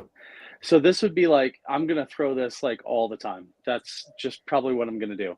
What I'm going to do then, if I'm fishing for smallies, is I'm going to trim this up that much, and it's really sparse. It's like I'm not getting a whole lot of anything to it, and you're getting more flappies versus skirt. And then what's going to happen is I'm going to spend like 2 or 3 minutes doing this to this, and I'm going to instantly get it hung. So I don't know. It's the way you get it snagged and break it off. Yeah. So, then the next one I'll throw on a non-trimmed up one. But yeah, that's the difference between my trimmed. I go pretty short on my skirts when I feel like I really need to. And I'll actually take just like a rage chunk tail and maybe even pull a little bit of that off of it to make it even smaller. Yeah, Shane brings up a good point, and I've heard this too. Can bass even differentiate between the purple and blue? No, I think in color spectrums, I think they've said it like stands out as a brown or something. I don't know. And again, I think that's kind of why it comes down to just a preference thing. But they have, I feel like they said, the receptors have, how'd they say it? It's like they see it in different levels. So like certain colors, I think they said red like stands out the most. So they might not like see it as red, but it's a more visible like spectrum to them. Yeah, like white and chartreuse blended together for them. They had issues picking that out. Yeah, I saw a couple of those too. That's pretty interesting. I don't know. Shan, don't ruin my dream. I like black and purple. Just say that, yeah, Debo, I've proven that the large bass that I catch. Look at that toad of a pig that Shan's holding up. Just tell people you caught that on black and purple and say, listen to Debo. That's what we're lying about tonight, Shan. Okay, Those how many chaps people do made we a have in great point. here in the drawing? 100. We've only got 133 entries. Let's get this up at least over 150. Hashtag Super K. We're picking 2 winners tonight. This will be a fun one. And you actually get a custom because you're going to have to pick your numbers. Oh, don't put your numbers in yet, everybody. Just do hashtag Super K. And only one entry really works. Doesn't help if you do 87 of them. Just FYI. Yeah, you only need to put it in once. Somebody else had a question on what was it? Flipping. Oh, while you're looking for that, I was going to ask: do you guys plan on like branching out from like jig life at all, or are you just primarily spinner-based jigs, some terminal? Or are you thinking about doing like any type of hard baits or soft plastics, anything like that? For right now, it's all about the skirt. Sure. Understandable. I like you said, it's a lot of work to Right. tie everything and all that stuff. I was just wondering. It's always, I said it earlier. I'm always a fan of the little guy, if you will, and it's always nice to see somebody getting into something else. And if that was in the horizon, it would be definitely cool to see that. But Yeah, I'd say, we've talked about it and thought about it, but I think that one of the things that makes us special is that we do everything here in the United States from oh scratch. yeah, So to go into the hard bait line, you just can't keep that same standards across the board. Sure. And that's one of the things. Like even when Kelly and I have ventured into that for different reasons, but in the past, quality is just not there, and you can't really trust that stuff. So we've thought about it and played around with it, but I think in the long term, for right now, probably won't be. Probably won't Yeah. be in the cards. Yeah, no, and I definitely appreciate an answer like that. It's always great to hear somebody saying that they don't want to take it somewhere else. They'd rather do it here. And it was Pima that I saw. It was the donation. Pima, thanks for donating. Another Iowa chap. I said, hey, you finally remember to say must be present to win. Yeah, you don't stop putting numbers, people. Quit typing the numbers yet. That's only for the 2 winners. You guys are getting all out of control typing numbers and what have you. Got to wrangle you in here. Well, they can always go yeah, on, Chris. they can always go on the website and go to the custom jig section and punch numbers in there and put an order in if they want. Yeah, pick 10 jigs and then go put whatever numbers you're putting in now. And Randy, quit typing numbers or I'm going to disconnect you. You're holding the entry at the wrong place. Yeah. But I did see, it was funny because I was strolling through. I did see a bunch of people saying black and purple. Yes. So that's kind of funny. I love that. But Pima, thanks for the donation, brother. I appreciate you. Yeah, so that's what I was saying. You must be present to win because those people, the winners, will be picking the numbers. So let's see. Are we at 150 yet? Do we have 150 entered in? Oh, 149. We need one more person. Somebody get on the entry here. Hashtag Super K. Where do I put my entry in? Put it in there. Let's make your own custom. He would yell at himself for winning, and then he'd have to build his own jig. Hey, your award is build your own jigs. Do you have how many dedicated jig boxes do you have? Do you have a couple? Oh, for fishing or yeah. Being the head maker of jigs at Super K. No, I'm guessing you probably have a couple. Well, the thing is, I'm always the one that's co-angling, so I pack light. Oh, okay.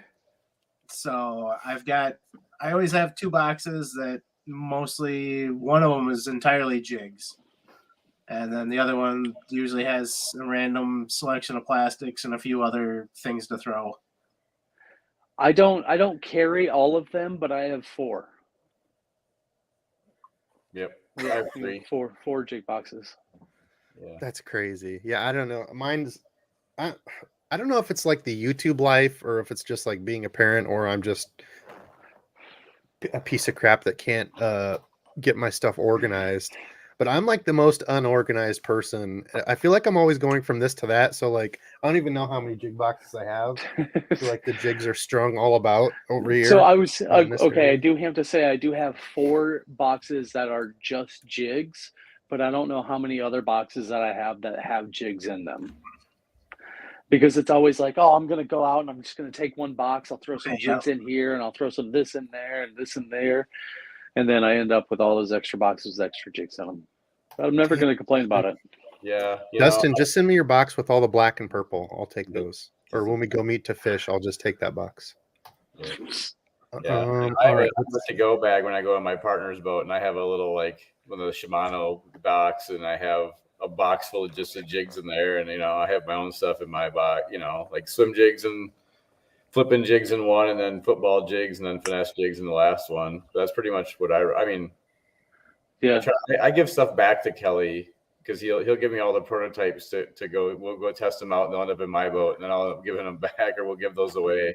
Because we try out all kinds of stuff. We're always testing some colors out, or he's got a handful of ideas that we're checking out in the river or in clear water, just try to get different things to work. The fun thing is Debo gives me all the pictures of those that he's making, prototypes and whatnot. Yeah, I don't like you as much as they like each other. He's like, hey, look how awesome this thing looks. Hey, like, look at how cool this is. Nice. Too bad you don't have any, nerd. Oh, thanks. Remember earlier, Ocean said I have 2 jig boxes and 10 boxes of jig making components. I don't bet these guys are mad at that at all. Okay, let's pick a couple winners. Wait, real fast. On that comment right there. Do you guys ever take a a stock jig and have spare skirts on you to yank a skirt off and throw a new one on? Well, the way that we put ours on and them being hand tied, they're not switchable. True, sure. Have you ever heard of people doing that? I know the only reason I ask is because I had a handful of jigs that I didn't necessarily like them, and I pulled the skirts off and actually went out and got new skirts to kind of make my own skirt. Have you ever heard of people doing that? Or I do know a few guys will actually take just raw materials on the boat with them. Sure. And if they're like, oh, they're hitting this particular crayfish, and I match this crayfish with what I've got in the boat, whip something up, and then try it out. Yeah. Doctor it up. Or, I mean, we all know how much panfish can change from lake to lake. The bluegills will be brighter in this lake, darker in this lake. So, maybe a lighter pattern versus a darker pattern, depending on which lake you're on. But yeah. Sorry, Debo, I didn't mean to jump in there that much, but yeah, no, that's fine. You want to run the giveaway? We'll just call this Dizzle's fishing. You can just whatever you want to do, dude. Just you take over. Real quick, Bass for Dave, becoming a member. Bass for Dave, thank you, brother. And we will do the giveaway picking. Okay, am I sharing? I'm not. Glad I checked. Okay, so we're gonna pick 2 winners here. Must be present because you have to pick the numbers. Let's see here. So first winner is drum roll. I need a drum roll sound.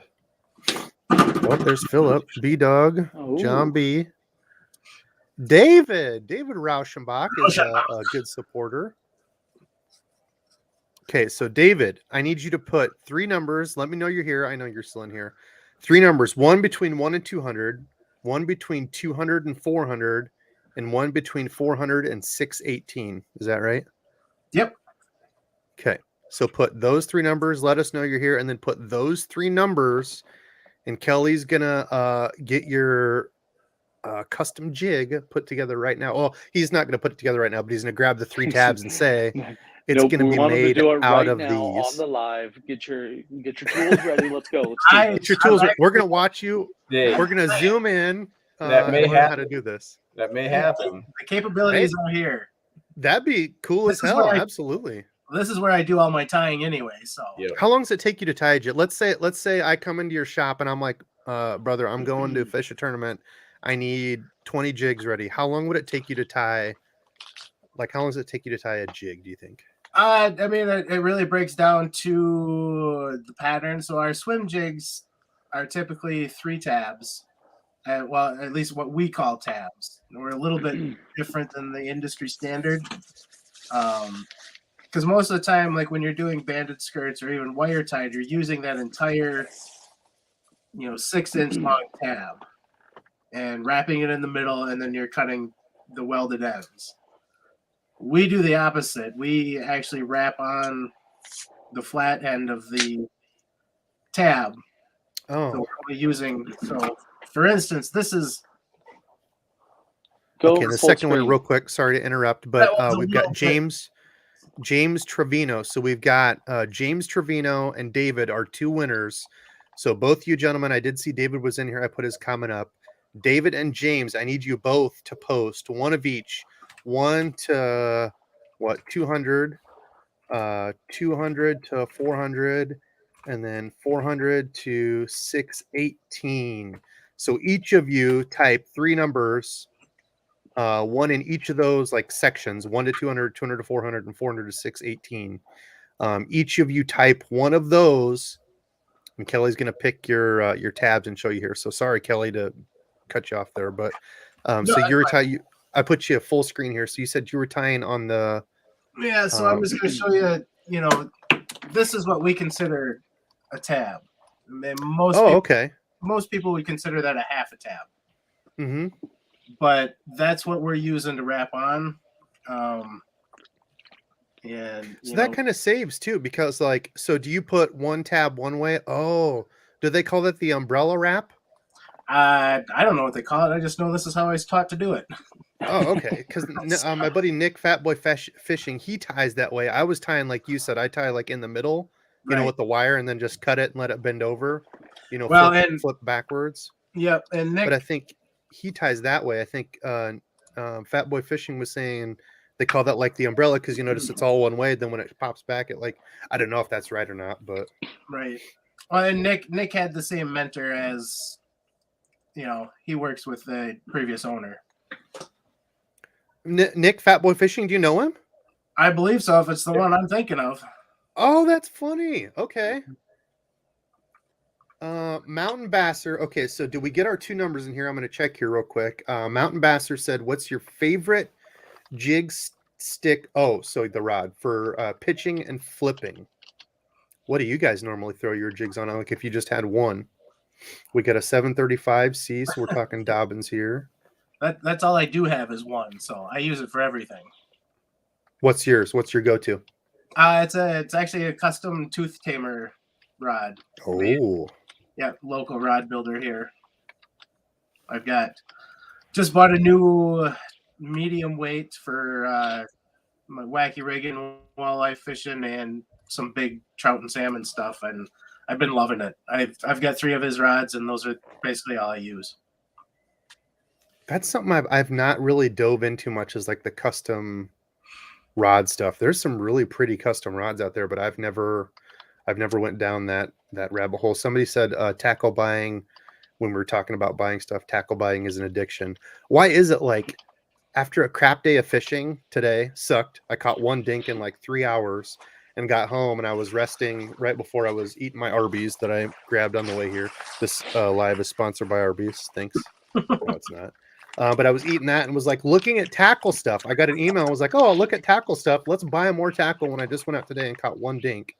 Couldn't catch anything, but anyway, sorry. Corey, what's your go-to jig stick? I usually use like a 7'3" Falcon. Like I have some of those old Jason Christie signature series. Like I have like 4 of them, like $100 back in the day. And I just love them. I use them for like bladed jigs and swim jigs, and then just like pitching. Most of my pitching and flipping jigs, I use that even for footballs. So it's a good all-around rod. Have usually 2 of them on the deck at the same time. So yeah, David and James, I know you're both here. I did see both your things. You each need to leave me if you go back and look. So that's Nick. He said, I learned from Robin, who learned from Greg. yep. I thought that was Nick. I figured as much. He's a good cat, good supporter of the channel. Nick, I owe you. I've got a reel specifically for him. Oh, there's James. Okay, so James is 136, 216, and 613. David, we need your 3 numbers, brother. No, okay, so 72 is 1. You can list all 3 of them, David. So that's your number from 1 to 200, but we need your other ones. So 200 to 400, and then 400 to 618. So James's was 136, 216, and 613. All right, I got those. Okay, so we're waiting on David's. David's first one was 72. David, we need your other 2, brother. Yeah. Between, Randall Pink Floyd, he gives Randizzle so much crap. He said, damn, if I won, I was going to give my jigs to Randizzle. Randall, you don't need to do that. I can't wait for the day where we can get Mr. Randall Pink Floyd to come fish with us. I think he would be a hoot to fish with. We give each other crap and he gives Randy crap like I give him crap. But he's going to be fine because we're going to put in an order afterwards. I'm going to purchase some stuff. And Yeah, I'll take it's going to care be of him, silly. I so. hope you guys are ready. Just saying. Okay, David's other All right, there we go. 255 and 610. all right, So so if these don't hit right on the button, which some of these won't, it's going to be the closest one up or down from there. Closest one. Yep, we're good with that. Okay, so we're going to roll through some questions while you're getting that ready, Kelly. This will be fun. This is cool. Thank you guys for doing this. And I didn't ask them. I'm going to preface this with the fellas at Super K. We've known each other for a little bit, talked back and forth. I've never got to talk to them in person like this, but they've been nice enough to send stuff. We talked after the Burley channel. I don't remember what it was. I put in an order for some stuff or something, but we've talked back and forth. But this was totally their deal. So anybody picking, going out to pick up an order, I linked their website below, and they were gracious enough to do the 10%. I'm not sponsored by them or anything. They just said, "Hey, we'll do this for the show." 10% off. So if you're putting in an order, I'm going to do that. I'm going to pay full price. Use the 10% through these guys, just like you all are doing. You get 10% off, and they were gracious enough to do the giveaway. So this wasn't anything where I was like, "Hey, will you guys do this?" This was completely their idea. So thank you guys, honestly, for jumping on and talking jigs and doing the giveaway. I appreciate it a bunch. No, happy to do it. And Tom, look at Debo. Why don't you pull up the swim jig, like the crappie swim jig, because Yeah. it'll go right up the alley for Tom. I wanted to see too. I wanted to pick your brain on some more colors. So that cosmic, I'm probably going to run you guys out of stock on those. I think that's probably my favorite color that I have seen that you guys have. But I also wanted to pick your brain on, because somebody was saying, what are like your top 3 shad imitations? Yeah, we have So let's see here. that's one of them right So there. okay. So Tom said my lake is overflowing with crappie. Anything I should stock up on that can mimic crappie? We actually have just a crappie color. It's amazing. There it is. Yep. This color, funny enough, that it was almost that exact same skirt last year that I caught my first almost 5-pounder on. Sangamon Outdoors. I hope I'm saying it right if you're watching, brother. I know I always butcher it. But just a local guy. He makes his own spinner baits. He sent in a few. I try to showcase the small companies like Randy was saying, the mom and pop stores. I have people send me stuff all the time. And he was just, a local dude that sent me one. And that was actually my first almost 5-pounder was on one almost like this. And to me, you can almost mimic like a baby bass with it too. Yeah, yep. And honestly, like if you want to go dark with that, I love throwing that crappie with like a black trailer on it too, if you really want to make it stand out. Because a lot of people would say, throw a silver or something on there, but you can throw that with a lot of different things. That's a good color. We have a lot of good shad colors though too. I mean, with just the straight white, and then we have that antique shad. Those are all good. Depends on how that you antique shad is like the gizzard, because like the thing that's hard to mimic on shadows, those like iridescent pink and blue and the weird colors they got, having that I think is really cool. That kind of weird iridescent holographic looking color. I like that one a lot too. You said crappie, and then what was the other one? I mean, just you have white, white chartreuse. There's a lot of good, ice out. Yeah, there's handfuls of different kinds of shad imitators. That river white right there. If you have some of those shad with the black backs on it, that schmeltzy down at the bottom is pretty cool. It's got gilt on it. There it is. Oh yeah, that's cool. That one actually, the red gills. That's those sweet. things will pulsate in the water if you get around current, or you have, just looking for something a little bit different.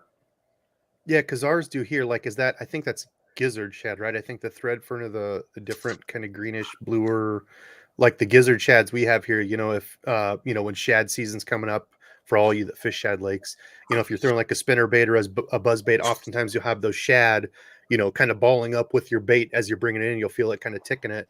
And I remember that was one of the first times fishing one of my local lakes when I started fishing, 8, 9, 10 years ago when I got back into fishing after taking a hiatus, was what I noticed. You know, that very distinct black dark back that Corey's talking about. Yep. What else? There was another one as I was rolling through here that I was liking. Oh, the pea gill that we were talking about, not a shad color, but green sunfish. You've got bluegill look to it. I mean, that's a purdy jig. Yeah, I usually have that Was there on with a one? blue craw. Menace Oh, drum. here, the smoke was the other one. That's, yep. I caught one of my largest smallmouth on that jig right there. Swim jig. And your swim jigs come in quarter, 3/8. Do you have a half in those two, or just quarter and 3/8? In the custom section, there is a 1/2 ounce capability. Yep. Okay.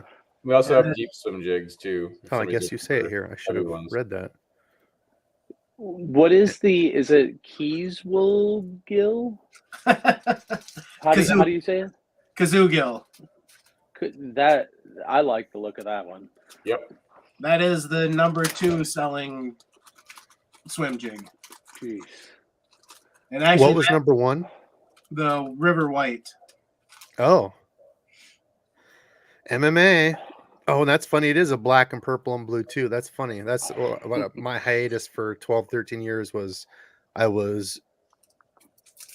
can't think of the word now. I was going to say something not too appropriate there, but head over heels about MMA for basically 13 years and didn't do any fishing except once, maybe a year. So The Instigator, have you guys talked about that one? Does that have a little bit of blue in it? Does it look like? Or shimmer in the middle? That has a little bit of purple. Is it? I'm sorry, pink. Westfall. Ah, That is now pretty much my go-to jig. oh man. Westfall, I'll save you a couple, brother. I do owe you a couple. Although with those pictures you've been posting about you catching all those fish in Ohio, I might just block and delete you because I'm jealous. But David, that's nice of you, brother. So David is one of the winners. He said to help with shipping a $10 bomb. Thank you, brother. I don't know. Am I shipping them out? Are you guys shipping the jigs to me, or are you shipping right to them? No, How are we I'll doing ship. this with you? I will ship them right to them. So make sure you get me that info. Oh my gosh, kill it. Yeah. So okay, All so for both of the winners, I didn't talk about that. I'm getting all spun out here. Sorry. Both of the winners, make sure you email me your address and a screenshot of your YouTube channel so I know it's you. We have had imposters trying to win free stuff. So just make sure you do like a screenshot of your YouTube where you would comment so I know it's you. Email it to DEBO'SFishing@gmail.com with your address, and I'll get those over to Kelly. So thank you guys for sending those out. That's very nice of you as well. DEBO'SFishing@gmail.com. I'll throw it in the comments in case you missed it. DEBO'S. Have we Gmail.com. not talked about the black chartreuse yet? No. I don't know. So Oh David, thank you very much my. for that. And I think there was another, the donk. I'm drunk watching this. Can I get a shout out, Debo? The donk. Inebriated or not, we appreciate you watching and joining us, brother. Please do not drink and drive. Stay home. Hopefully you're there. We appreciate you joining in. Okay, so let's see. Let me go back. I wanted to look at. Okay, so the giveaway is done. We got James and David both, so they're good. I've got the colors if you want to see them. Oh, yes, I do. Okay, so let's go back. I'm going to stop sharing. All right. Okay, Kelly, front and center. There, that is the 3 Ooh, Davids. David, that's like a Gillish shad mix. And those are James. Oh, Ooh, pretty similar. Okay. Nice. Interesting. so we keep on rocking, and I'll whip these up really quick. So, Ruben, I think they said, Corey, I think you said that the local shops are listed on your website that carry Super K. Is that right? Yep. There's a store locator up on top. Should have a list of everybody locally, and then we're still adding stores as we go too. So if you have a good local store that you want us to get into, just connect to us through you guys, and we'll send them some stuff and get them some information on how to connect with us and get our product in there. So. Mr. Randall Pink Floyd asked, best skirt color for low light / night fishing. I need to start putting my cart together here too. I was actually just thinking the exact same thing. We're gonna add one of those.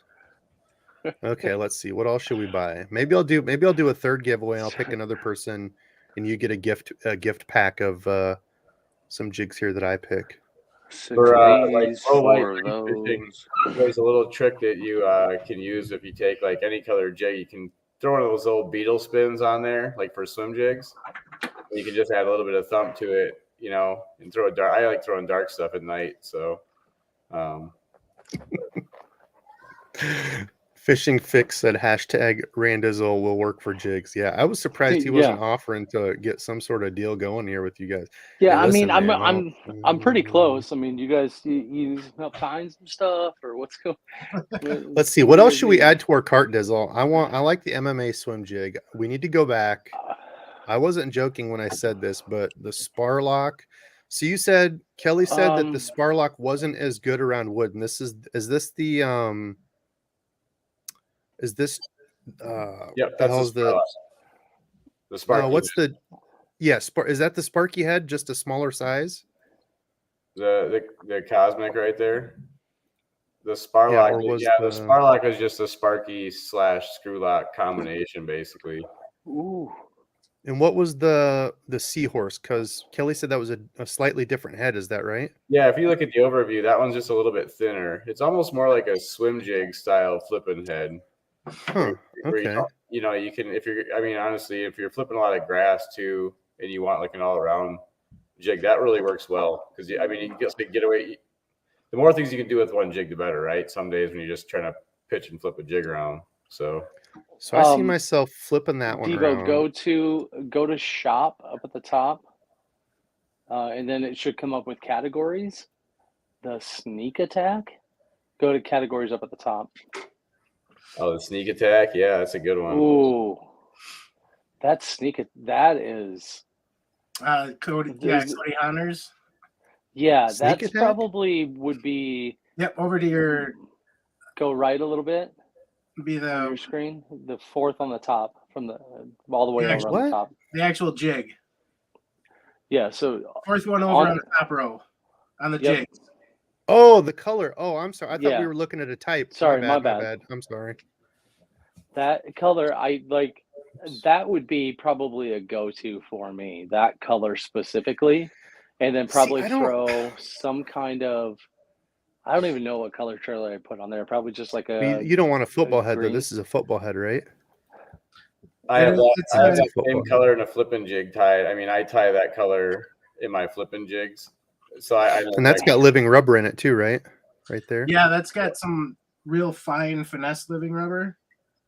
And then a couple of different silicone patterns. That's one of Cody Honnor's, and as you can see from his stuff, he likes his colors pretty bland. But again, this is kind of going back to the I'd rather have one jig with 4 colors. You know, you've got brown with gold and green. Like this is kind of a duo. And the funny thing, when you back out, it almost looks like there's a little bit of purple to it too.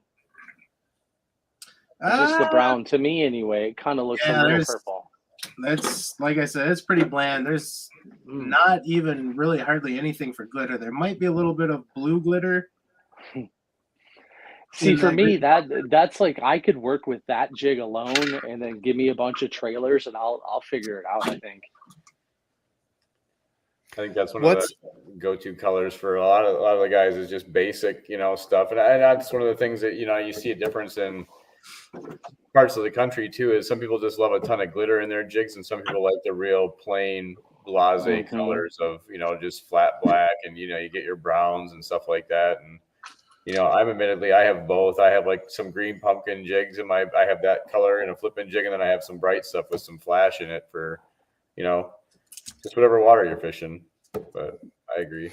So Kuda said, take a look at the trifecta color. So, Debo, you still haven't clicked on that black chartreuse yet either, which is a little disappointing for me. Ooh, Puncher. Is that? Oh, Puncher's Chance. We better grab. We talked about Puncher's Chance earlier. I don't throw a quarter-ounce swim jig really much. Well, I'm probably gonna have to grab a couple of those. How long will it take for one of each? Trifecta. Oh, that's interesting. Oh. Yeah. So we've got like the watermelony Okay. red with like a green pumpkinish backing with like a pumpkin black. It's a very natural That's sunfish color. almost with the war eagles I throw. That's almost pond scummy perch. That's got a little bit more lighter color in it that I kind of like versus what they do on there. Man, the dirty mop of the spinnerbait dirty mop. I like that one too. Oh, we haven't even got into the spinner Oh baits yet. Oh, I forgot my. all about those. This is going to be a Let's see. 7.5 hour live right now.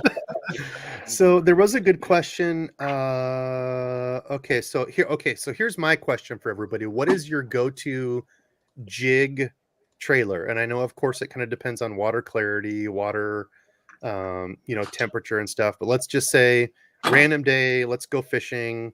You can only bring one trailer. What's kind of your go-to? I know because like Randy's is like a Strike King chunk, like a Rage chunk. Mm-hmm. Yep. So like, what would be? What's your normal go-to? Are we just going with style, or are we going with color? No, just kind of style. You can go color too, but like, so for example, I was reading this and I saw Taco Bob said like a pack of chunk. He likes the pack of chunk. Bootleg said turbo craws. So if you know your color, go color too. Camp Waffle Stopper, she's on my crew. She says Junebug. I too am a fan of the Junebug. What do you guys go to? I mean, I'm still going with that Menace Grub style every time. And I have The Hellabass train. Yeah, I mean, I have a custom color that one of the local plastic guys makes for me. And it's just a dumb color I found at a garage sale, and it works for me every time. Yeah. I like Menace Grub, and I like the craws a lot. I mean, I'll throw a craw on a flipping jig, and then the Menace Grub on anything that swims pretty much, so. But a lot of times blue craw, like that, like you said, like the magic craw color for my trailer, what's going to be on. Like if I'm throwing a bluegill or I'm throwing like a green pumpkin, I'll usually throw that kind of trailer on, so it gives a little bit different look at the end. So this is crazy enough. The Rage chunk that I happen to have is a blue craw. It's my favorite. Oh. That on a tilapia swim jig, if you get to like those really clear water lakes that have a lot of bluegills in it, and it's hard to match a bluegill because a lot of times in those clear lakes they're actually like duller. The tilapia swim jig with that colored trailer on it looks about as good as you can get. Actually, I know how I'm going to do this. Randy, also while we're on this, do you want a 3/8 or a 1/2 ounce of shad? 3/8. We'll get you 2 because you always get hung up and lose them. So.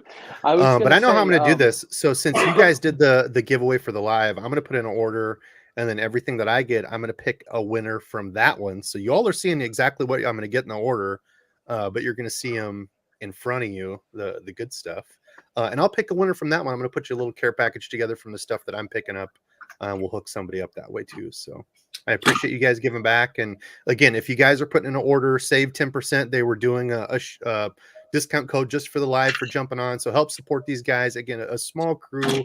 I want to give back, send some money their way. They've been nice in the past, sent stuff to me. And I appreciate that. And, I paint my own cranks and stuff, and there's so much work that goes into that. I can't imagine. It's been like 2 months since I've had a crankbait ready. Kelly's doing this stuff all by himself and tying these. I don't know how the hell he'd do it. So, support these guys, support the small tackle makers. I don't know where I was going with all that, but Hellabass said tacos, and that completely ruined my train of thought. So. Oh my gosh. Tacos are good. I don't know. The camo flash, another great color. Yeah, as I'm going through and putting the order in, what other questions do you all have, guys and gals out there watching? Oh, the Gambler Burner Craw. That's one I haven't thrown much. I think I only have a couple packs of those. But I picked up, that made me think of that. I picked up some of the Gambler, like cut tail worms, like swim in a worm. I feel like that's an old thing that nobody does anymore. So I grabbed some of the Gambler worms to. That's so funny you said that. I just bought a whole bunch of them on eBay, like those old man swimming worms, like the 5-inchers, because we have terminal stuff, right? And I threw those last fall on a shaky head. all fall. Because I hate, I like throwing a shaky head, but sometimes just get sick of throwing the same old worm, and that swimming worm worked fantastic. Just Well, the funny thing is too, yeah, like a lot of people don't throw like, so everybody's kind of fixated on like the Texas rig worm, but I know Hank Parker, that's been a video of, I don't remember how long ago, but one of his videos where he was talking about the shaky head. You can do pretty much anything with a shaky head that you can do with the Texas rig. You can flip it, pitch it around standing timber. You can drag it and hop it, and it's actually better than a Texas rig, when you're doing that. So he was talking about the versatility of even like a ribbon tail worm or, a cut tail worm, any of those on like a shaky head as kind of a do-it-all. So yeah, it's kind of funny that you say that. Yep. Yeah, that's one of the things we tried to have as a little spot for like just terminal tackle too, because some people just don't want to go out and buy a ton of jigs, and like sometimes with just spinning rods, they just like a person just want to throw the swim bait. We have swim bait heads, or just like throwing shaky head worms. We have shaky heads, and net heads. We have net heads. So we kind of have that whole spectrum covered for people just getting into fishing too, which makes it really easy just to come on and buy a couple things and get a couple jigs and a couple things in net heads, because those are the things you need when you're just starting out, is stuff that you can replace pretty easily. Like, your net heads, if you lose one, not a huge deal, right? So. Fish Daddy Arthur, yeah, like he's saying, support your local bait maker. So a Fish Daddy, go check him out too. He makes beautiful soft plastics, good friend of the channel. Arthur, hopefully we'll be able to fish sometime soon or get together, but good dude. Yeah, trying to support the local folks and the smaller companies. Plus, you get all this fun stuff, like Kelly and Corey are showing just crazy stuff, like this dirty mop that I saw earlier. Cool, fun colors, or whatever colors. I don't know if you guys do that in the spinner baits, but pick your own colors type thing. I've honestly been throwing a half ounce more with it this windy. So the crazy thing, Debo, the crazy colors type of thing for us around here anyway, the disco shad. I don't know if is that I think that's in a swim jig is the color I'm looking at, or the one I'm looking at here. That's in the Kong swim jig, which is our big, heavy 1 ounce. It's basically a musky jig. So it's a full length skirt, 1 ounce head, 9/0 EWG hook. Oh man. Yeah, it's that's like beyond outside of my wheelhouse. But Debo, you should get that and throw that, because I want to see it. Yeah, I would for pike, but I've tried. Every time I've tried going out, the only time I've ever caught muskie is on regular bass stuff. I've never caught a muskie going out with muskie baits. The golden shiner color is really nice too. And I did see serious angler in the house. What's up, fellas? I did see somebody in the comments asking about the pink elephant. And oh yeah, I got distracted. Yes, that was, what is that in? That's a swim jig. That's a great story from when we were testing it out. We went out on league night one night, and Kelly brought a handful of them with us. I think he had 5 or 6 walleyes in the box in about 15 minutes. And then we caught some bass on it too. But yeah, I mean, it was a walleye killer on the river that first night. Okay, we'll add a couple of those. If Blue Jays Outdoors is in here, Blue Jays is a Michigan guy who throws a ton of pink. He was showing like pink frogs and stuff. Dude, I was so jealous of the frog strikes he was having last year. But I know he throws a lot of pink. Pink's not a color I normally throw, so. It's a lot more effective than it looks. So I got the jigs done. Oh, okay. Are you sweet? Really? Like during that short period of time, you just were able to bang them out that quick, huh? Hold on. Hold on a second. All right, so that is David's. Ooh. Oh man. That's like you threw a shad and a bluegill in your box to keep them, and they made that baby. And then here is James. Nice. Oh, that's gill-tastic. Mm-hmm. And that inside dark green has actually got probably a lot more metallic than is showing up on camera. Those are sweet. Good job, dude. So those two can battle it out throughout the summer and see who's catches more fish. Yeah, post pictures. Be sure to post your pictures on those fellas, and I will share on my channel. Let's see. So, it's Taco Bob. Wife kills the crappie on pink. Yeah, there's like a weird color of Dad likes it. I think it was Dad that was talking about that one. There's a June bug in the little. What are the Strike King crappie ones that are like a grub with like a paddle tail back? It was like a pink chartreuse or something he had. I forget what those things are called. I'm not up on my crappie stuff, but I think Dad has a color in one of those that he loves. It's like a pink. They were Gillespie That was would out bug me. last weekend, and they were using a Kalen's trailer, and that's all they were using. Just on a jig head and a Kalen's trailer, and they were pounding slabs. I forget the name of which Kalen's trailer it was, but That's gonna. I had to go look it up real quick. Strike King. I swear it's a Strike King with like a little. Oh, here. Oh, Strike King, Mr. Crappie. Well, that's not very original. I thought it was something different, but Strike King, Mr. Crappie, Slabalicious. Yeah, it's pink. All right, this one right here. Hold on here. I'll share it with you real quick. My dad is a big fan of the June bug, and this one. I'm gonna stop sharing my order here real quick and share this. For any of you crappie anglers out there, Dad swears by this one. Oh, Electric Chicken is the name. Electric Chicken, and there's I think it's this one, June bug. Yeah, June bug, chartreuse. If that Electric Chicken was bigger, you could throw it on the imitator swim jig that we had, and it would look pretty crazy. right? Oh, Yeah. It was either that one or this one. I'm not sure which. It might be Hot Chicken. I'm not sure. Hot Chicken or Electric Chicken. One of those is Dad's favorite. I don't know. But anyway, we digress. Okay, what else do we got? Okay, let's get a few. Let's do some rapid fire questions. I can't believe we're at 2 hours. Good Lord, guys. Sorry for keeping you all this long, but thank you for doing this. This has been fun. I know we've got a lot of jig fans. And how often do you get to talk? Yeah, how often do you get to talk to a couple guys that own a jig company? I mean, I dabble in jig making, and I've got jigs, but I mean, these guys, ask your questions. What do you got? Here we go. Zoggy. Knots for the most swim bait action, or somebody asked this for swim jigs too. Do you guys mess with different knots for different like swim jigs? Nah, I'm good old fashioned, standard clinch knot. I use the jam knot for most of my jigs. San Diego jam. Yeah. Yep, San Diego jam knot. I mean, I throw the polymer if I'm throwing straight braid or something like that, or the Alberto if I'm doing a leader. But those are the three that I use for the most part. I mean, I'll use a clinch if I'm throwing just mono or something like that too. But Chris, okay, so Chris, I was wondering this too. Corey, what are all those balls? Yeah, those are balloons. We had some kids over today, and my son okay, a couple weeks ago. So they were all playing in the balloon pit today. So it's like a little ball pit for my son that's 4 years old for him to. Oh, that's awesome. Free pit, yeah. My dog, Stubby Dog. I lost connection in the back room, so I swapped to the main computer.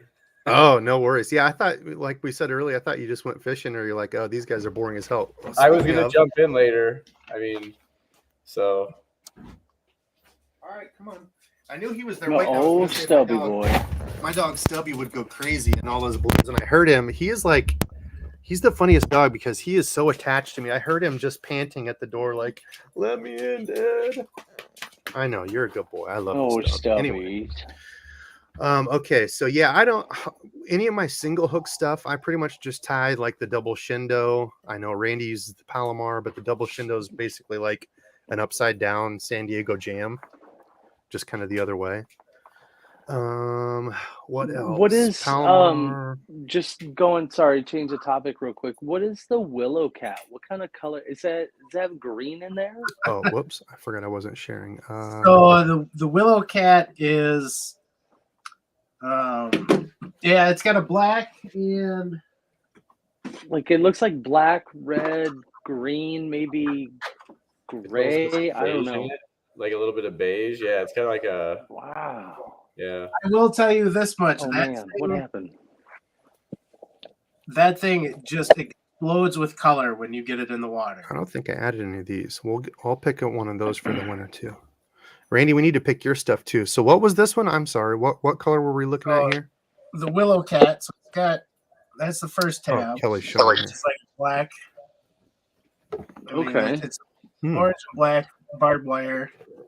And then it's just a black with red glitter. And then a Dalmatian watermelon with red glitter in it. So it does not look like much dry, but you get that thing wet and you can see it for miles. Oh, I bet. Like I'm actually kind of scared to look at where I'm at right now for this order. I'm Here's on an page interesting 9 one. of 20, I think. White Whale said, what retrieves do you use for your swim jigs? Do you use the Alabama Shake? Funny enough, I don't know if the Alabama Shake is like what the old guys talked about or like my dad's buddy. But I always heard if you're swimming a swim jig and you're not moving your rod, you're not doing it right. And that maybe is what the Alabama Shake is. But pops and what do you guys do? Yeah, for the most part. Yeah, I don't know that I do that. I think the Alabama Shake is a little bit more aggressive than just, a twitch and retrieve style, which is what I typically do. A couple of twitches on the rod tip while I'm constantly reeling, just enough to give it a little bobbing action, and that's about it. I mean, you got to really do this. all of it. It's one retrieve or one style is not ever the answer. You gotta try it all. If one thing isn't working for a bit, go to the next one and go to the next one and go to the next one until you find something that works. Yeah, I agree. I usually start off with like a base like retrieve with a couple reels and then a twitch, and then there's been days when I have a pretty good pretty good video canned from a day fishing on this special lake where they were only bited if you would stop it and like just like you had to like basically set it down and pick it back up. It was like it was a Nice. swim jig, but they just wouldn't eat it if you were reeling it straight or twitching it or whatever. But yeah, I mean, I also got it where it just has to be the Alabama Shake where my wrist hurts after 2 hours of throwing a swim jig too. Right. Which Like, actually, that's a good point, Corey, because there's been days Randy and I have both where the hit it on the fall. So kind of like when you're doing a spinnerbait, you'll kind of pop it or maybe even let it flutter. But as you're fishing that swim jig, just almost like killing it for a second and then going back, that little, I don't know if they think it's dying, like yo-yo type of retrieve. Exactly. Yeah. It's just weird how you have to, like you said, you have to change it up. If you're not getting bit, just try something else with that retrieve.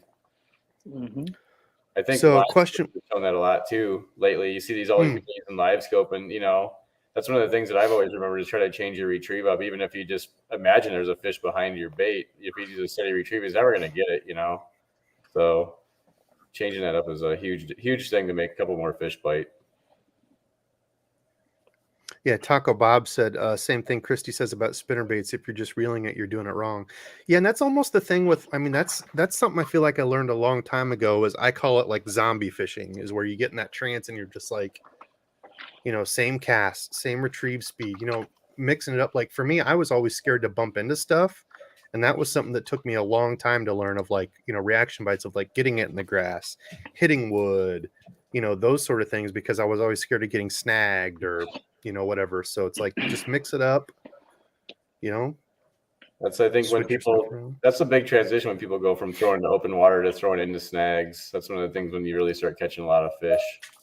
So somebody asked smaller hooks too. Do you mess with like the hook size? I was going to go and look because I know you said you had the finesse jigs, which we'll have to go grab some of those for the order. But are most of them like, I don't know. I don't know how to answer that, I guess. Right. Yeah, I saw the same comment come up. So our swim jig is standard option is a 5/0, heavy gauge must add.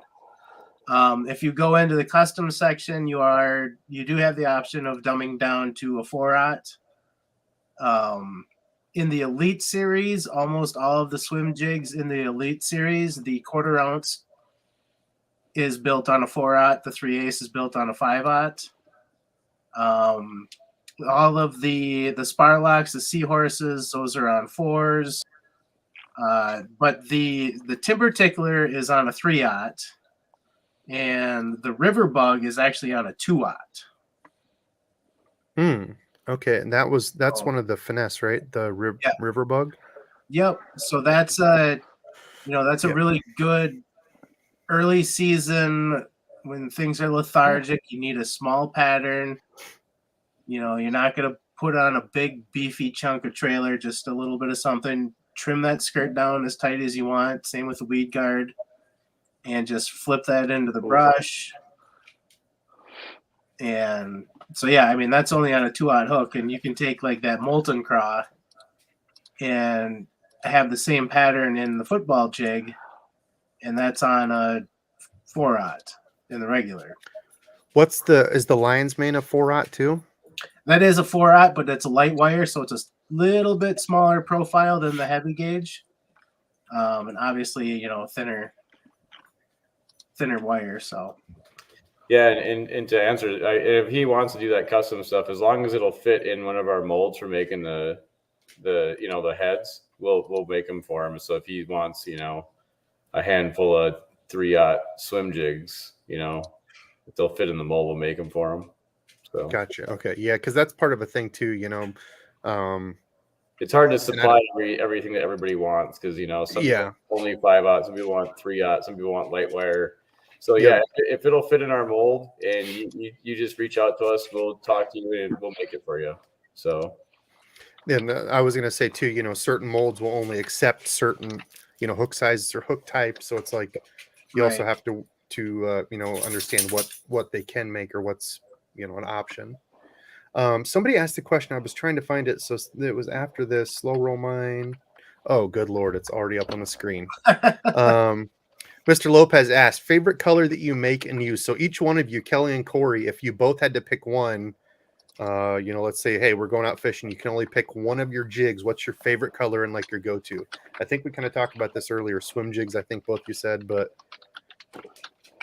yeah, until the Klaken is back up and running, I would have to say the Imitator has really, really been my go-to. Was that the swim jig or is that a different one? No, that's a swim jig. Oh, is Imitator the color? Yep. Oh, okay. Sorry. So that's definitely been my favorite. It took me a while to get it dialed into the color spectrum. I mean, I went through a lot of different purples to get that to where I wanted it. Yeah. DEBO'S listening. Purple. Okay. See, this is like, to me, this is like a Louisiana, like Southern thing. Dirty water, Southern fishing. Like, I feel like they're big into like the purplish, pinkish, blue. Mm-hmm. So that's interesting. It worked very well for me on the Mississippi. Same stuff too. I don't get to fish the river a lot. We have the Mississippi here in Iowa. Dustin, if I get to go out with you, we can kind of pick some of that apart. But I know, like my dad, fishes the Mississippi. He's got a deep V. I've just got a little John boat, so I personally don't feel safe on it. Like the big river kind of scares me. I'm sure the backwaters and stuff. DEBO. Yep, the backwaters and stuff. I just don't know the places. I didn't grow up fishing the river. I grew up fishing, the lakes and stuff. So, and how about you, Corey? What's your go-to? I think you were a swim jig too, right? Yeah, I mean, swim jig wise, I always have one on. I have like a bluegill colored swim jig on, and then obviously I have like my other custom stuff that I make for myself. Like for the river, I use that. Like I said, I have like I call it like a creek chub I made this year. It's like got a green back and like a shad type belly. And then for flipping jigs, that timber tickler I use is I have one of those on all the time, the light brown one we use, like variations of that. So, but usually a P-gill I have on, I mean, almost all year. Oh, P-gill was your favorite. Yeah. I think I added a couple of those. That P-gill is. Yeah, the kazoo and the P-gill are pretty close together. The P-gill has some purple in it. The kazoo gill doesn't have purple in it. So if you're not a purple fan, you'd probably go with the kazoo gill. And if you want that purple, take the P-gill. I like literally I'm like very, very tempted to just like hard shut down my computer right now because my cart is getting crazy at this point in time. Your cart's barely rolling anymore. Yeah, this has been Yeah. fun. Like what two of the wheels are broken off right now. The third is not doing well. Good story about the bluegill colors is I had 2 jigs when Kelly and I were looking to buy the company, and I took them over to them, and they were both bluegill colors. One was Kazuga, one was Peagill, and I think they both had a combination of like maybe 10 total strands on them left. One had like 7, and I had it for like 3 years. The other one had like 5 strands basically, and it was the same thing. I mean, they just last forever, and they still, as those strands get cut and broken, they start to stick up like and flare the skirt almost. So they just look different, and they get better and better with time. A lot of the times. So the old worn in look. yeah, absolutely. Let's do. So I can't believe we're at 2:15. Let's do one more question. Somebody has to leave the question of questions, the creme de la creme. And if there's anything else you guys want to add, nice. what's that? Oh yeah, this or that's. This or that's are fun that we can each answer. So of course, check out the guys over at Super K Jigs. I've been shopping. If you haven't seen the website by now, Super K Jigs, go check out their website. Super nice dudes. We appreciate you jumping on again, providing the discount to the people watching. Very nice of you. And they said this is going to be going all week, so I'll leave it up in the description below. All week until next Saturday. They'll leave it up for a week for everybody, so you don't have to do it now. But we want one more really good question. What do y'all got out there? Enough shopping. I don't think people want to watch me keep shopping here, but yeah, good colors, that. good fun stuff. I seen somebody was asking a question. Yeah, almost morning dawn or an almost tequila sunrise ish. I would like. There was another one up here that was funny. So we got the favorite color and make. I'm just gonna throw it out there. Ocean State Angling just asked if you could never use a jig again. What other lure would be your go-to? Oh, like some sort of ball-headed hook that I could put a skirt on. a shaky head, some a shaky head where you can trade. tie a skirt onto it. Yep, pretty much. Man, I'd probably take a crankbait. I have to be honest. I mean, just Yeah, I was gonna say I would definitely go Rapala. That's all I use trout fishing, so I use a ton of them. Yeah. That's interesting. So if you guys weren't bass fishing, I know you said a couple times, Kelly, you were doing trout, and you said salmon. Is that like lake? Is that lake trout or like what? Or are you talking like the creeks? Like So the Great Lakes tributaries. okay, So get a few different species that'll run those. So if you hit them at the right time of year. that sounds fun. Yeah, I don't branch out a ton. I mean, bass, crappie, panfish, and pike. What about you, Corey? What's your second kind of go-to? Oh yeah, I mean, I just Kelly and I started off kind of trout fishing, so I mean that's where we got river stream fishing, that kind of thing, all that little stuff. I mean, I just like fishing in general. I mean, I went from learning how to fish to like I fished muskies hardcore for a couple of years, and then I went and just went back to bass, and I've done trout in between all the time. I mean, Kelly and I used to trout fish. We used to go bridge hopping all summer when we had off. Pretty much, we would just fish all year. So that's where we really got into it. We've even made swim jigs for trout that we've tried out and stuff like that to try to catch them on them and just to have fun. So, but I mean, like for a secondary bait though, I would just go with, like you said, that just a crankbait, just because you can use it anywhere. I mean, besides the jig. When you guys go trout fishing, are you like spinning setup, spinning combo, or do you ever do any fly fishing? I mean, we've done our fair share of fly fishing, but I don't know what the streams are like down there. Up here, they get pretty darn tight. Yeah, the only time the majority of trout fishing I've done is up like Decorah area, so kind of more towards you guys. Yeah. And my dad was like, "You're not going to use a spinning rod till you figure out this fly rod." So I kind of had to figure it out quickly. So I was just wondering if it was kind of the same thing with you guys or not. Yeah, no, I mean, my go-to is a 5'6" ultralight spinning rod, 4-pound test. Mhm. and just go have at it. Yeah. Yep. I think Taco Bob nailed it here. Best jig tip that people don't generally know about. Do you have any sort of jig tips that you're like, man, nobody talks about this, and it's like, it's key for me? I know for me, it's V'ing out the skirt, or the skirt. Good lord, the weed guard. Taking that regular weed guard and just V'ing it out a little bit. You know, as a bank angler, I feel like it helps me snag less, and I really don't hear people talk about it a ton. So That's mine. I'm gonna say this isn't not well known or generally known, but it's never generally followed. Slow down. When you think you're going slow enough, slow down a little bit more. That's my biggest thing. Debo can contest to this. Like I've literally said to myself out loud, "What are you doing? Slow down, you dummy! Slow down. You're going too fast. Slow down. Slow You're down. very Slow down." meticulous. Yeah, you're very meticulous, especially in the spots where you are confident there's going to be a fish. I remember that time you caught that 4-pounder on that point. We were on a Yep. point. There was brush. You had flipped to it probably 15 times as I was casting, I don't know, a spinnerbait or something, trying to cover water next to you. And I went by. I'm like, yeah, let's like keep going. And you stayed there. And I don't know how many times you flipped to it. And I got down the bank and I hear him going, "Oh, come here, help me!" And I wanted to 300 Spartan kick you in the water because you caught a big one. Right. Right. But you know, you're very meticulous. You're good at picking spots apart and slowing down. Yeah.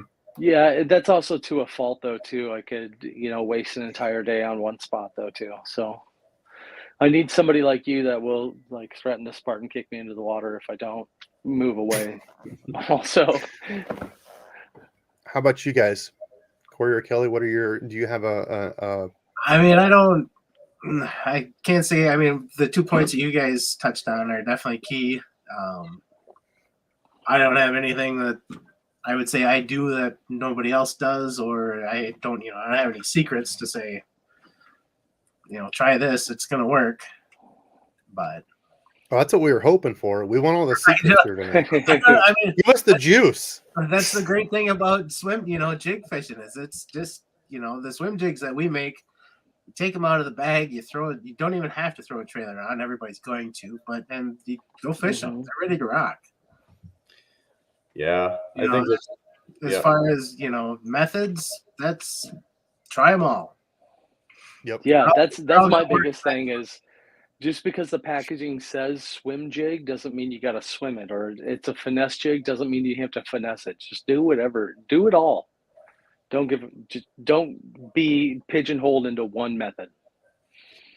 Yeah, I think the best tip I would give is just you don't have to match your trailer with your jig. Like so many people have to, try to match it color perfectly. We've talked about that. We've had that exact conversation. Yep.